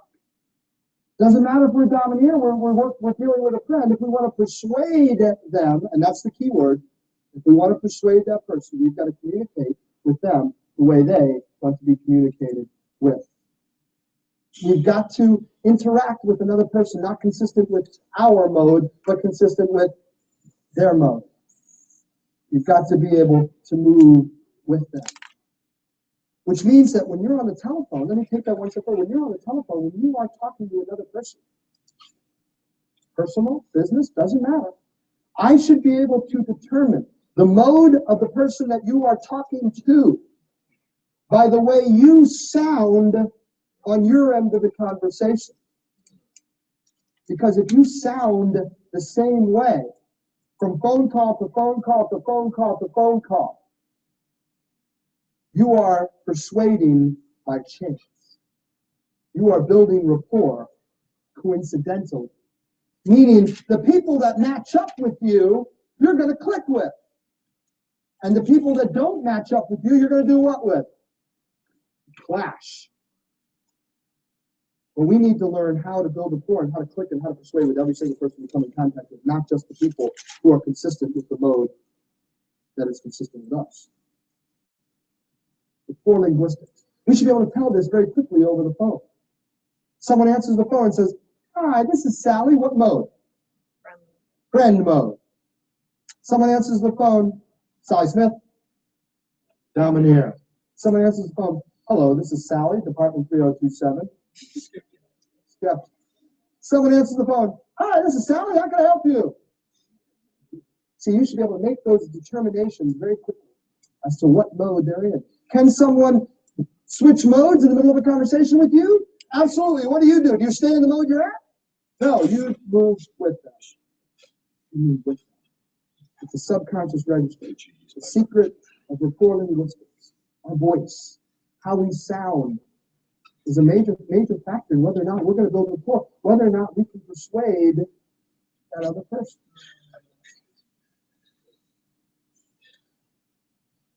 And I know I've given a lot to think about. And I know that some of these secrets weren't the kind of secrets that you're going to go, wow, boy, I'll tell you, earth-shattering. But you know what? We've got to take our functions and what we do, we've got to take it one step further. We've got to understand that persuasion is part of the mix. Persuasion is part of our responsibility. Whether we are a secretary, a manager, a driver, a delivery person, a salesperson, a customer service person, a manager, receptionist, it doesn't matter what we do, we are all in the business of persuading other people. Persuasion really is the lost art. Persuasion really is. We go through the motions, we learn the hows, but we forget the whys. We learn the mechanics, but we forget the dynamics. Persuasion is the bottom line to effectiveness in America. It's the bottom line to whether or not you'll be successful. It's that persistence, it's that persuasion, it's that ability to be able to connect, to click with another person. It's that energy. It's an unseen force, but we've got to learn how to be excellent persuaders in everything that we do. Well, I thank you for taking your time to be here. I also thank those of you watching on tape. Good luck. There'll be an 800 number at the end of this tape. If anybody wants to contact me for questions, comments, I'll be more than happy to take them. Thank you. Appreciate your time. Good luck. Have fun. Okay, bye. I'll see you. I'll see you. Should we call him? It's 20 years later. See if he's around. Is David alive? That guy's smart. Yeah, no, I liked his presentation a lot. All right. So what he said today is exactly what you need to be doing. If you can get this down, your business is going to quadruple. Yes, sir. Yeah. It's about you are a persuader. You're persuading. You're persuading. You're not talking, you're persuading. So let's go around the room. I know we covered the first section already. But I think the biggest thing, there's a whole bunch of stuff for me, but the passionality and the more, the look in the eye, the way you talk. It's so important, your body language. So if I say, I've been thinking about you a lot, and I got something extraordinary I have to show you that could change your life financially in 2 years, and you need to meet my buddy Scott. I need an hour of mine. You got to meet him. Fair enough? Fair enough. There you go. Not like your eyes are shifting around. You got to be obsessed. You got to have that passion. You got to have that love, and they can feel the passion from you when you ask the question. Remember when Dave Pickard said, I don't care if you get in or not. I'm doing this anyway. Yep. Right? That's the same thing he's talking about. Mm-hmm. It doesn't matter because I'm going anyways. And he said he didn't know nothing about the product. He didn't even know what company he was in. For 6 months, he thought some guy was the owner. He didn't give a shit. He was making money. He didn't care. Ignorance on fire, right? And that's really what we're looking for. We're looking for the obsession and the passion, and that's what sells, right? Not the other stuff. And then he said, the second key, and I love the look in the eye, send message to what we love, right? You're sending that, right? 2 ways to persuade. Smile. Smile, right? Smile at people. The secret number 2, people are persuaded by people who ask good questions. Yep. People are persuaded by people who ask good questions. So I have this, I wrote down this guy. How many people can this guy or do this talk from the beginning? Yes. Let me listen to it. I mean, in person or sense? Sense. No, sir. Not Okay. sense. Well, I listened to it 3 times. Yes. 4 times. Because I want to get it down. It was a good So one. one of these things, Posted on Facebook. one of the things he said, well, one of the questions he had, longevity dream questions. What's most important to you in life? Isn't that a great question?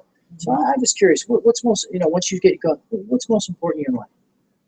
And then you make a paint that canvas. Remember the canvas? Yep. And what would they be? Where would they be? And you paint that canvas and you see where I you're going to didn't see be. that part. And you He paint the started early. canvas. Yeah. And then he said, you know, the form message. What's the form message?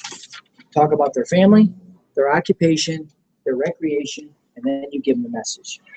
I think if you stick to that basics, does that make sense? Yes. You know, tell me a little about your Form is family. You have any kids? What do you do? You have mom and dad, you know, talk to them.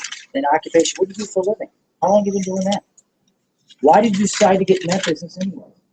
Those are my 3 questions. What made you decide to get that business anyways? What motivated you to do this? And you ask those questions. What do you like to do when you're not working? Wow.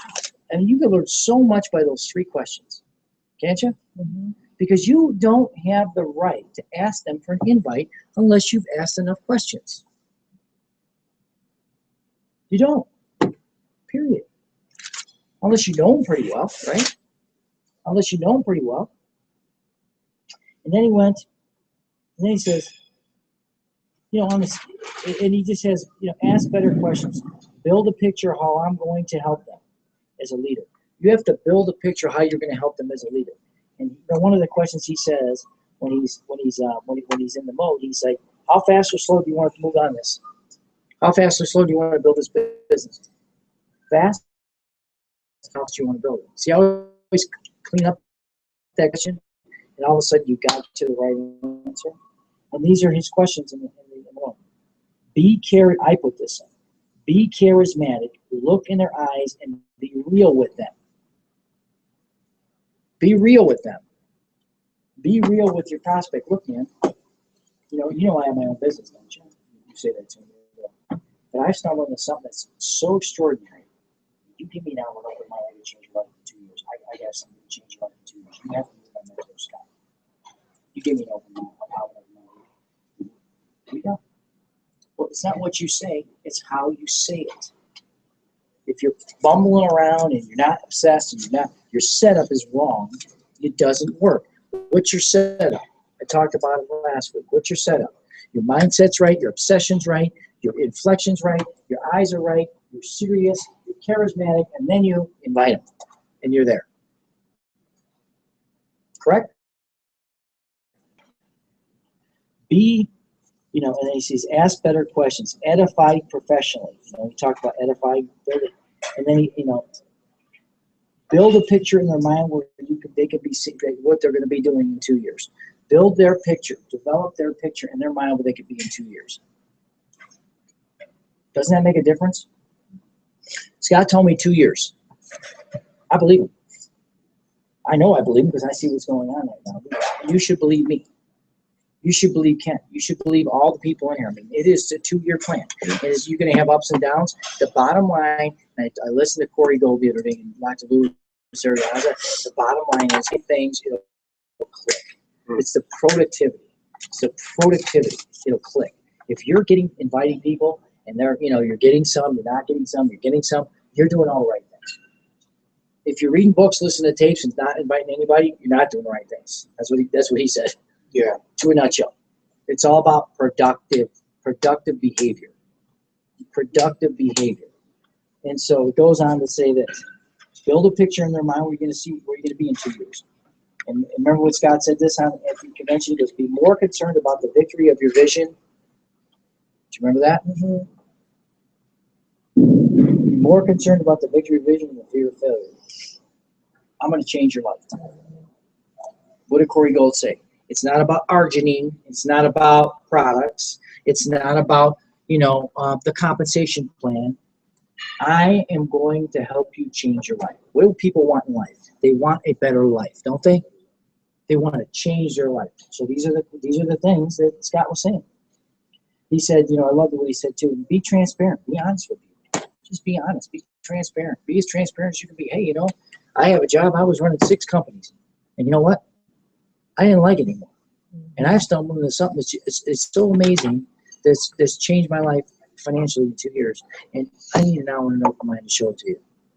Would you give me an hour and an open mind? Would you come with me? Good. Let's get together. We get together at Nick's. Don't even say meeting. Hey, we're going to get together. I want you to meet my mentor, Scott. He's the most successful, one of the most successful people in the world doing this. You have to meet him. See how I assume? I'm not, what do you think? Do you think we could do it this way? I assume they're coming to the meeting. I had a lady in here, and he's going to get hammered. Chance. He just doesn't know it, but I didn't have time he's in to the kick her crosshair. a couple more times. So this lady, I looked at her. Is that She the one walked you're- in the other day. I don't know who was here. I looked. I go, what happened? Oh, I had this. I go, Dana. I said, you said you were going to be here. I mean, I'd get in the face. I said, oh, I was asking. I said, I'm sorry. I said, so next Wednesday we're gonna have another one. You're gonna be here, right? Because now she owes me. It's like the Godfather. You owe me now. I said, you don't want to miss this guy. You need to be here. Trust me. Be here. 7 o'clock. You're gonna be here, aren't you? She goes, yeah. I said, great. Done. Was she here? Did she- No, this is the second time. Oh, She missed the first one, but I nailed her right at the front door. It's your intention. It's your obsession. It's your, they're not going to come if you're just kind of wishy-washy. No. Let's cut the shit. Okay, universe me in front of, Scott said this. He asked the universe to put people in front of him so he can help them. This business can Right. help you change your life. I mean, there's no other business that I know of, even the fitness business, I change people's lives every day. Financially, though, I can't change their life too much. This is a vehicle that can change everyone's lives. And you're the helper to get them there, to get them to the vehicle that they could change your life. Is it going to happen? It's kind of like the tree. I don't know who was giving this analogy. The tree's planted, Eric Worre. Yeah. Got a plant. Everybody sometimes goes like this, It's like Taekwondo. Some kid gets a yellow faster than the other kid. And all of a sudden, he's got a green belt faster than his yellow belt. And all of a sudden, the kid's got a green belt and the other one's got a blue belt. The kid jumps ahead of him and gets a black belt. You'll get it when you get it. Yep. But you got to stay in the game. Does that make sense? So, building a passionate purpose. And then he says, get on fire. It will click. Lead by example. They will only do what I do. They will only do what I do, not what I say. That's true. I've signed up about 30 people, guys, by myself. I just signed up 3 lists last month. That's pretty good, would you say? I'm not bragging. I'm just saying that I told you what I was going to do, and I'm doing what I'm asking you to do. And I'm gonna, I just helped him enroll somebody today, didn't I? Mm-hmm. I I walked asked up, him, I he said, hey, comes down, he goes, perfect. That was beautiful. That's what we're here for. We're to serve each other. Damn right I'm going to jump in the game. Hell yeah. I'm trying to help you succeed too. It's not just about me. It's about us. Because when the greatest feeling in the world is all of us are on stage doing it together. I mean, I didn't get in this business to be you're my employee and I'm your employee. I get in the business where we work together synergistically and serve each other and get in the foxhole together. Right? And I'm going to help you. If I got to jump, he literally walked down and goes, I need your help over here. I said, I'll be right up. Didn't I? It was great, yeah. And I said, I needed so that they were going to energy. buy a pollen burst and a rebound. So I turned it around and go, oh, no, you don't want to do that because they trust me. I said, this is what you want to do. You want to get in the whole plan. Now, he sold the CEO pack instead of 2 boxes. Yeah. No shit. I say, even if they're not going to sell it right now, I said, doesn't matter. I said, you just buy the CEO pack. You get everything. You get all the stuff. He just made $130 and he's got a recurring income right there. Well, what if he didn't do that? What if he didn't come get me? He would have sold him 2 boxes. And then Denise jumped in and she knows everything. And Denise doesn't really sell it, but she spends thousands of dollars a month on the product. She's Crazy. That's right. Product is great. But I'm selling CEO packs even if they're buying product. Even if they don't want to sell the business, oh yeah, hey, no problem. We can get you set up. This is what you buy. This is what you invest in. And then when you get $130 and then, you got to win. It's a win. I'm not selling product. I'm selling CEO packs. CEO packs give you guys $130. I want you to make money. Make sense? Yep. So. Well, and I mean, just as a testament to that, that's what Ariaza sells, and that's what Gold sell. The really successful people sell the CEO. Yeah, Right. Ariaza sells 40, 50 in a meeting. Isn't it nuts? 40 or 50 in a meeting. Yeah. Yeah. Great. That's right. What the hell are you doing, Joe? 40 to 50. Okay, listen to this. Working my way up. No, Kent, you want to hear Yeah, the, no, the no, key is it's- that all of us need to lead by example, but all those skill sets that we are talking about, persuasion, those are the things that are going to get you to the next level. Not going to hear somebody in a meeting going, you know, it's nothing wrong with that. I think it's good for a lot of people to hear my hip doesn't hurt anymore and all that stuff. But see, I'm past that deal. I want skill sets. I want you guys to see. Shut up, Matt. I'm not being upset. Dead serious. No, I just think it's fun. No, It's funny. I'm the hip guy. No, I didn't know you were the hip guy. He is the hip guy. Oh, I, So what I'm saying is, I thought you were the it's bald okay to do that. But what I'm teaching our team is I'm teaching you guys skills that we can go out and make a lot of money and be successful. And what's the byproduct of that? People are going to get healthy and be That's right. and be successful at the same time. Give them control of their life. I'm giving you guys control of your life by the stuff that we're doing every day. Does that make sense? Yes, So sir. not the like, you know, okay, I can walk now. Hallelujah, brother. That's great. I'm sorry. I'm alive. I want you to buy a new car, and I want you to buy a new house, and I can want you to live a different see. lifestyle, and then you can tell everybody about that. You can have somebody that's really good on the product tell them about it. But we're here to change lives financially, and you know, and in addition to that, everything else is going to change. Right? Done. Right. And here's what he said: get on fire, it will click. Be obsessed. Lead by example. They will only do what I do, not what I say. Right? So one of the things that I told you I was going to do when I started this is I was going to do it. I wasn't going to say it. And I'm doing it.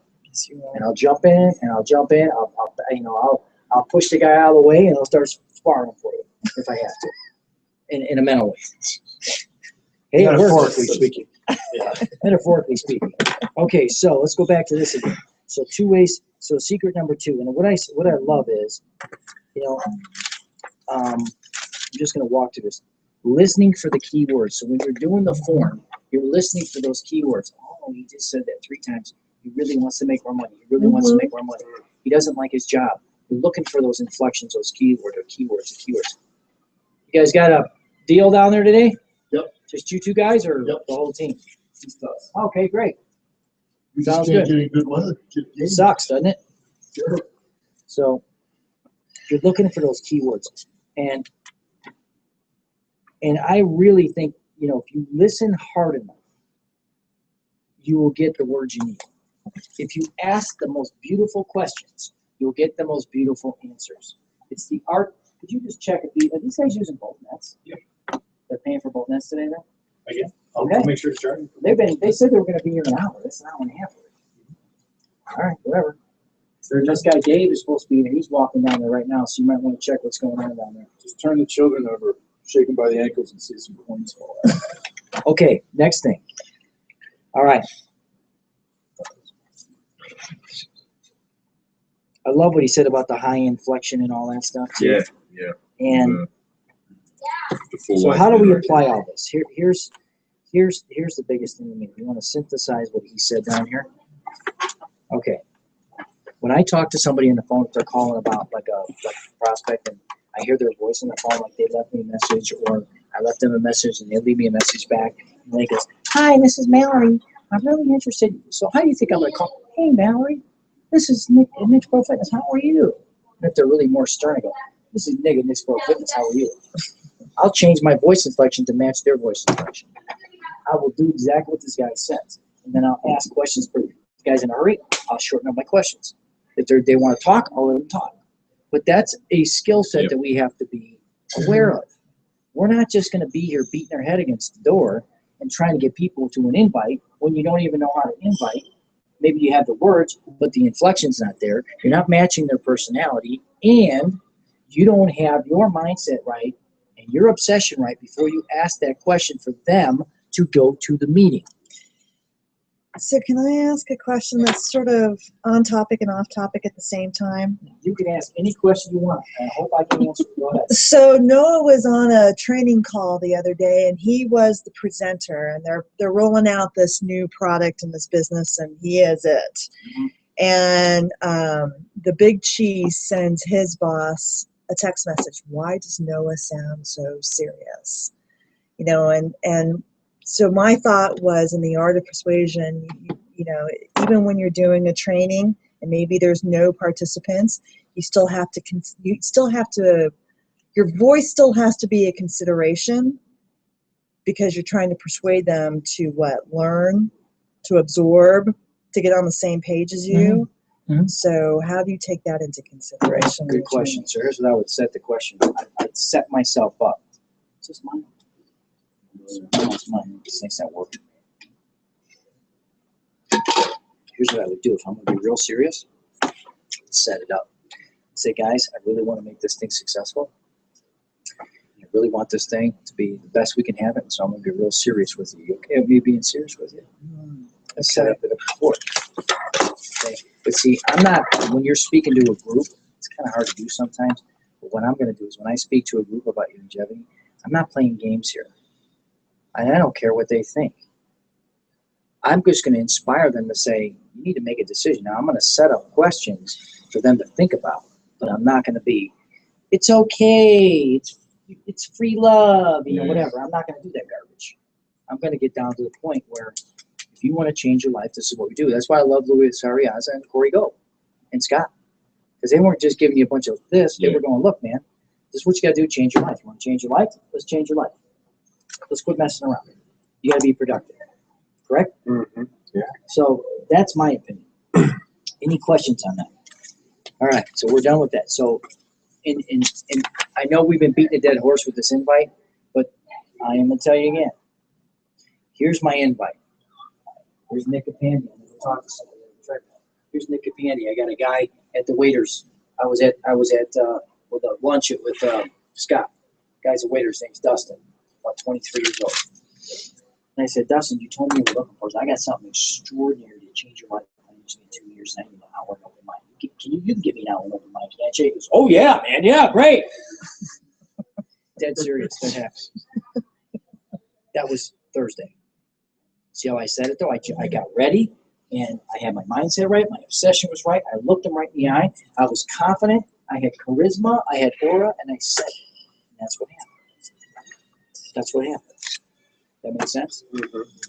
Well, it's almost an undeniable package. People are just attracted to it. They're attracted to energy. Yeah. If you have no energy, you're not going to make it. Right. If you're like this, like, you and I talk and we're laughing, we have so much energy. Like Trevor and I just look down, go downstairs and we laugh at each other because we go, yeah. Like that's how we are. Yeah. Right? Yeah. And I mean, we just look at each other. This is going to go crazy. People can feel our obsession, our energy, our passion. They can't.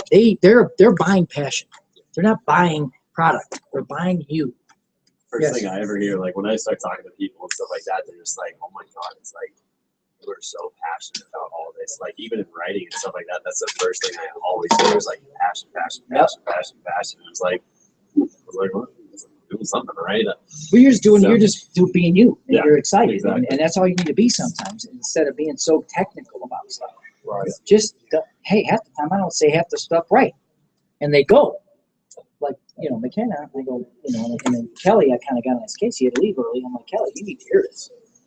John McKenna wants to do the meeting. He thinks he's got it all figured out. All right, you can have it, man. I love it. I don't need to be the pro. Somebody else can be a pro. I want I think Trevor is on the right track. He knows exactly what's going on. He listens to Scott. He picks up the nuances. He's going to be able to do these presentations pretty soon, and I think that's phenomenal, right? Because that's why we go to the meetings. We listen to Scott to pick up one thing. There, he said that. Ooh, that hit. You want to see people's responses when they're in a meeting going, yeah, he hit him with that one. I'm going to write that one down. Mm-hmm. Yeah. That's what a good presenter and persuader does, man. We are persuaders. But we are persuading people in a very honest and in a very caring way, because if you're not, you're going to lose. Wouldn't it suck just to lose people could really need this and you can't get them because your persuasion skills suck? I think you're trying to sell them something. Yeah, right. Trying to give them a better life.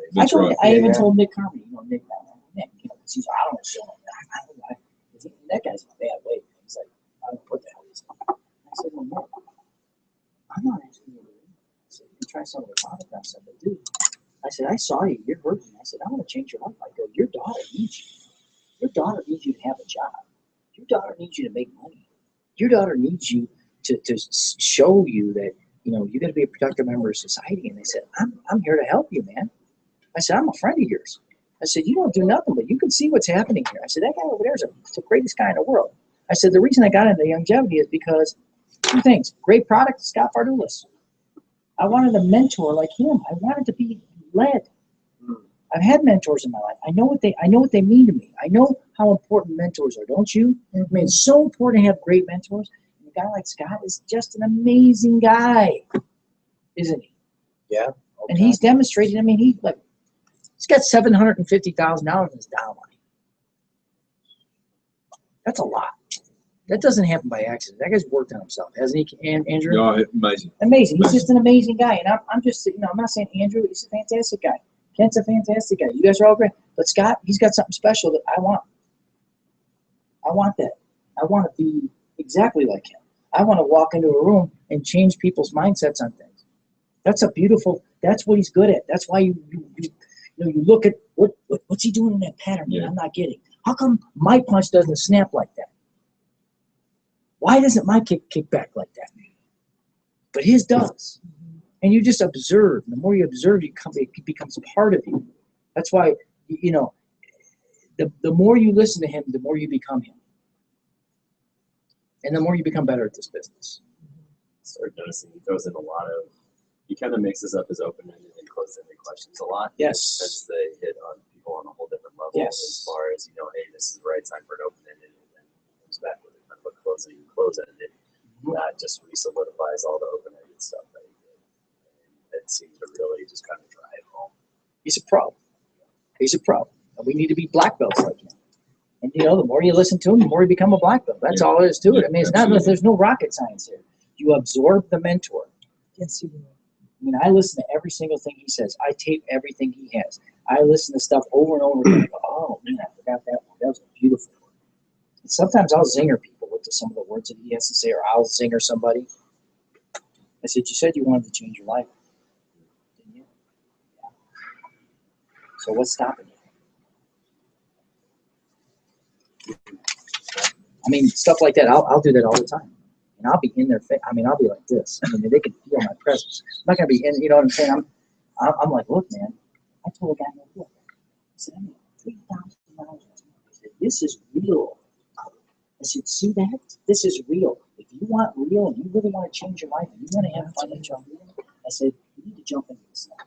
See how I did this? I didn't go, well, I know you're thinking about it. And, I know maybe you're at the right space right now. Bullshit. If you want people to join your leadership, then be a damn leader. Yes, sir. Be a damn leader. Be a leader of yourself. And when you're a leader of yourself, people see it. They'll feel it. Right? Fake it till you make it if you're not there yet. Who cares? But doing the right things, you're plugging into personal growth, you're doing all this stuff, nothing can stop you. Isn't that true? If you can't persuade yourself, how can you persuade others? Thank you. That was a great that's a gem. If you can't persuade yourself, how can you persuade others? All right, now we're going to finish up with this. Yes. I watch a lot of motivational videos pretty much every single morning to get me going. One of the ones that I heard the other day on the motivational video was that, I think it was an African proverb, but if you fight the demon within, which most people's demon is the fear, you have nothing to fear on the outside. Fight the demon with it. The demon within? Yeah. There's nothing to fear on the outside. Yeah, nothing to fear. It's basically if you conquer the demon within, you have nothing to fear on the outside. You conquer the demon within? Yeah. You conquer the demon within.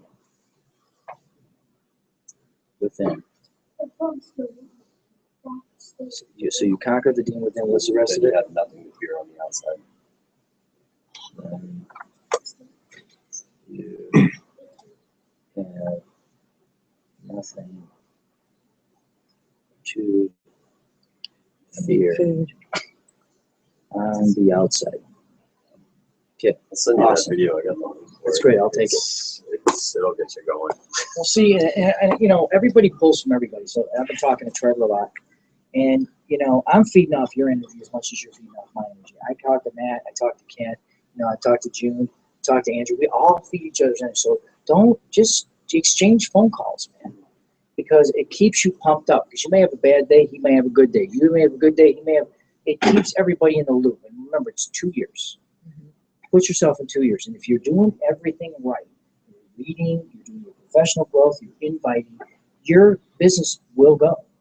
And I know if I give you, this is the key, if I give you these kind of skill sets. I mean, think about what I just said today, how you set up your invite, how your presence changes everything. I look him in the eye, I smile. I'm serious, I'm obsessed. I'm ready. I am here. And my invite is powerful. And I make the assumption, give me now the look of my buddy's house. You're gonna love this. You give me now the look of my buddy. I cannot wait for you to meet Scott. You're gonna love this. And they're like, whoa, but if you're, it's your posture, it's your, what do you say, 93% is what? It's how you look. Yeah, so bam, it's this, right? Yeah. The best example is, you ever see Mr. Newton walk in a room? Attention stands, bow, who's up? You're like, dude, this guy's real. He walks in the club, people are like, who is that guy? Because you could feel his presence. You need to work on your presence. You need to work on your stature. You need to work on your obsession. You need to work on your setup. You need to work on your mindset before you talk to somebody. And then you have to articulate the most beautiful questions. What are your questions you're going to ask these people? Maybe you just met them in a restaurant. Like, so what are you doing? I know this guy's going to go to Red Rocks in the fall. I know this guy needs to make money. This waiter, this is the one that, and I found that out in about 5 minutes. That was hard. Woo. Then I invited him. Because Nick goes, I don't know anybody. I said, hang on, Nick. This is Nick, this other guy, Nick. I said, hang on. Hey, Dustin, come here. And I invited him right in front of Nick. I said, there you go, Nick. That's how you do it. Exactly what I did. I said, that was hard, wasn't it? Well, you're a salesman. That's bullshit. I said, I'm a skill set. I teach you how to skill. It's all skill. Got nothing to do with anything else. It's skills. We are practicing skills in here. We're practicing boom, boom, right? Slip, bang. That's what we're slip. We're not going. That's what everybody else is doing. Okay, now let's get out there and hip parade. No. We're black belts, man. We're slipping and kicking and moving. And when we get so good at the invite, everybody's going, God, that was beautiful. That's what you want to hear people say. That was beautiful, man. And they're getting people to meetings 10 times more than everybody else is. Why do you think Robert's having so much trouble? He comes here, but he's not really listening. He's not listening, really, is he? No. There's a difference. You guys are listening to me and going, yeah, I get it. I understand what he's saying. Let's get the setup. Let's get this. Let's get that. Let's be articulate at the invite. Let's rehearse those skill sets, and nobody can tell us no. You want nobody to tell you no. That's your goal. Nobody's going to tell me no. Because you know what? My invite's going to be so amazing. And then you set it up so beautifully, and then they go, I got to see this, man. Whatever he's got, I got to see it. Some people have said to me, I don't know what you were doing, man, but your excitement just got me so excited I had to be there. That's all you want to be. You want to be excited. You want to be passionate. You want to change. They say, look, I'll touch him. I say, look, I've known you for a long time. And you get some issues going. I found something so extraordinary to change your life in 2 years financially. You've got to meet my buddy's stuff. Damn right. So you go. There you go. It's not what you say, it's how you say it. Nobody's doing this in Youngevity. Maybe Ariaza, but I guarantee the training up in Longmont was a carnival show. It wasn't this. I'm not playing games, guys. We're kicking and punching. We're ITF Taekwondo. You know what that means? We're traditional Taekwondo. They don't have what I have. They don't have what you have. We are learning stuff that's going to make us a lot of money, and we're going to love it. You know what the best feeling in the world is? Being confident. Remember you said confidence? How do you become confident? You work on these things that we're talking about right now.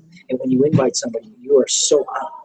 You are so pro that nobody can tell you no. And then we eliminate the less knowns to the yeses. That's all. That's it, isn't it? Yeah. Now, a couple of things that Luis Ariaza said and Corey Gold said.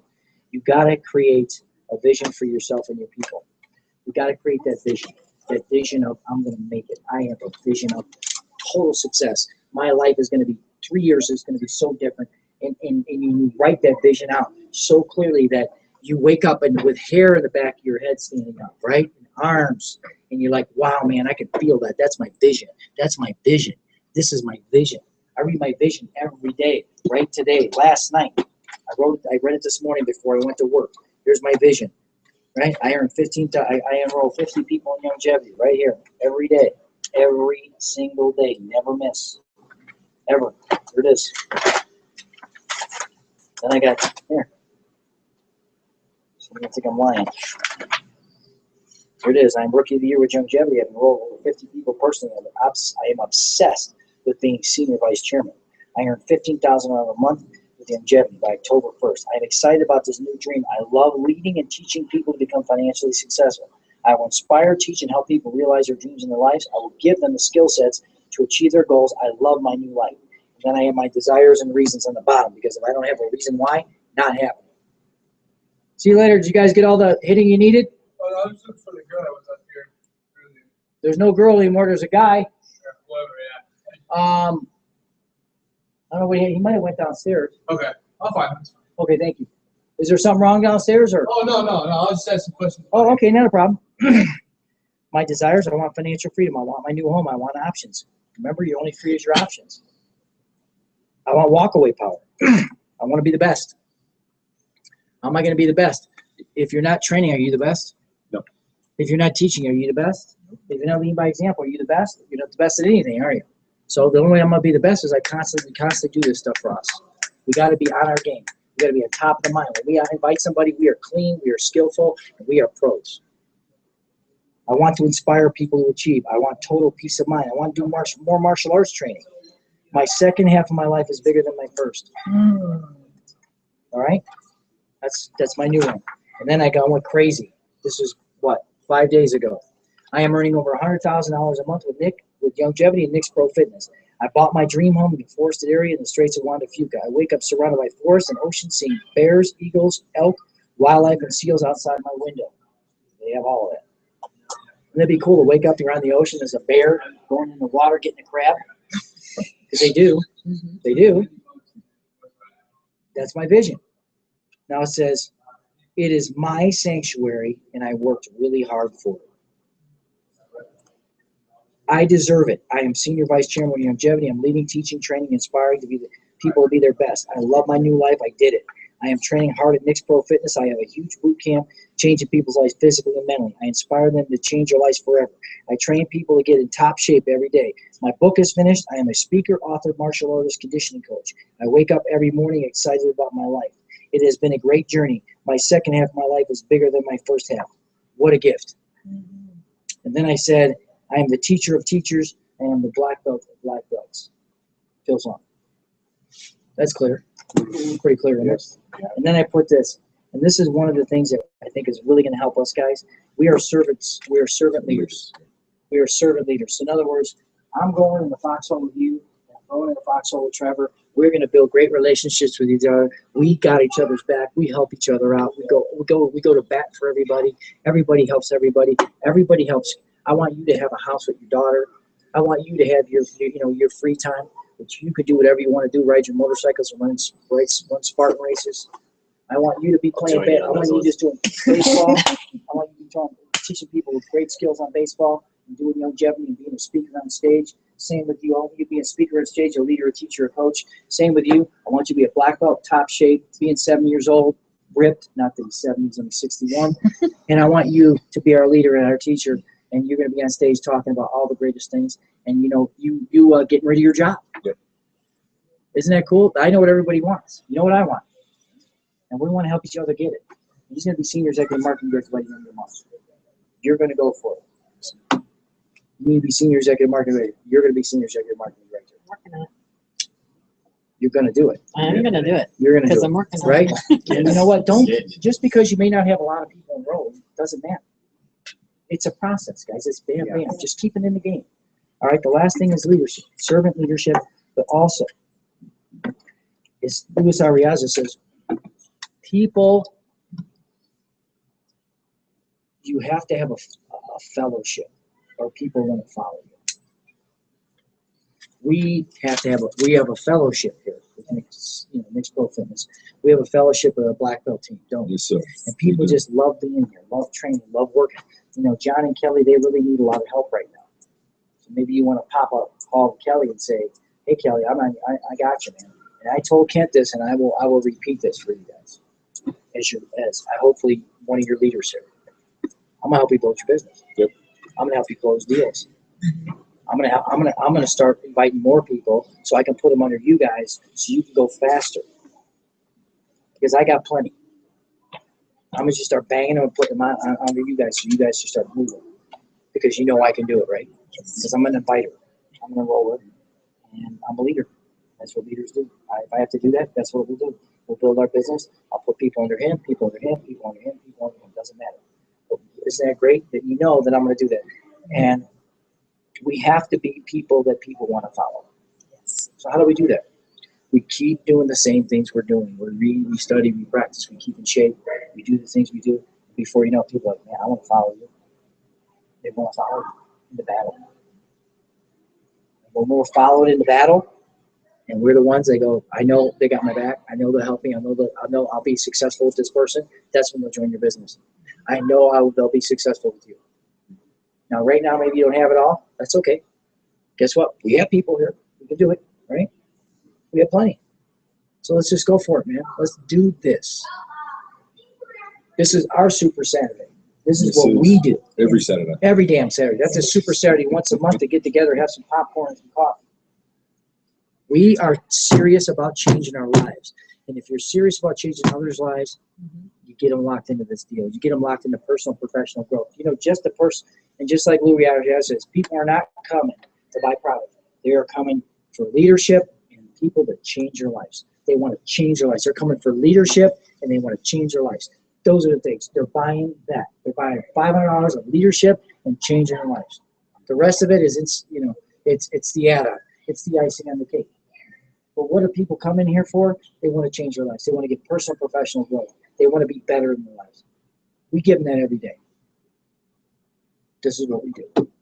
This is what makes this group different. We're not talking, we're walking, we're doing it. And that's why we are going to be successful at this. It's leadership. It's leadership. It's leadership. It's leadership. And we change people's lives. So, right? So with that, we're done. Thank you, sir. Great training. Thank you. Make sense? Nobody's going to follow you if you don't leave. Right, and so this one is actually mine, because my top was broken. So I Oh, will that's take yours? that. Yeah.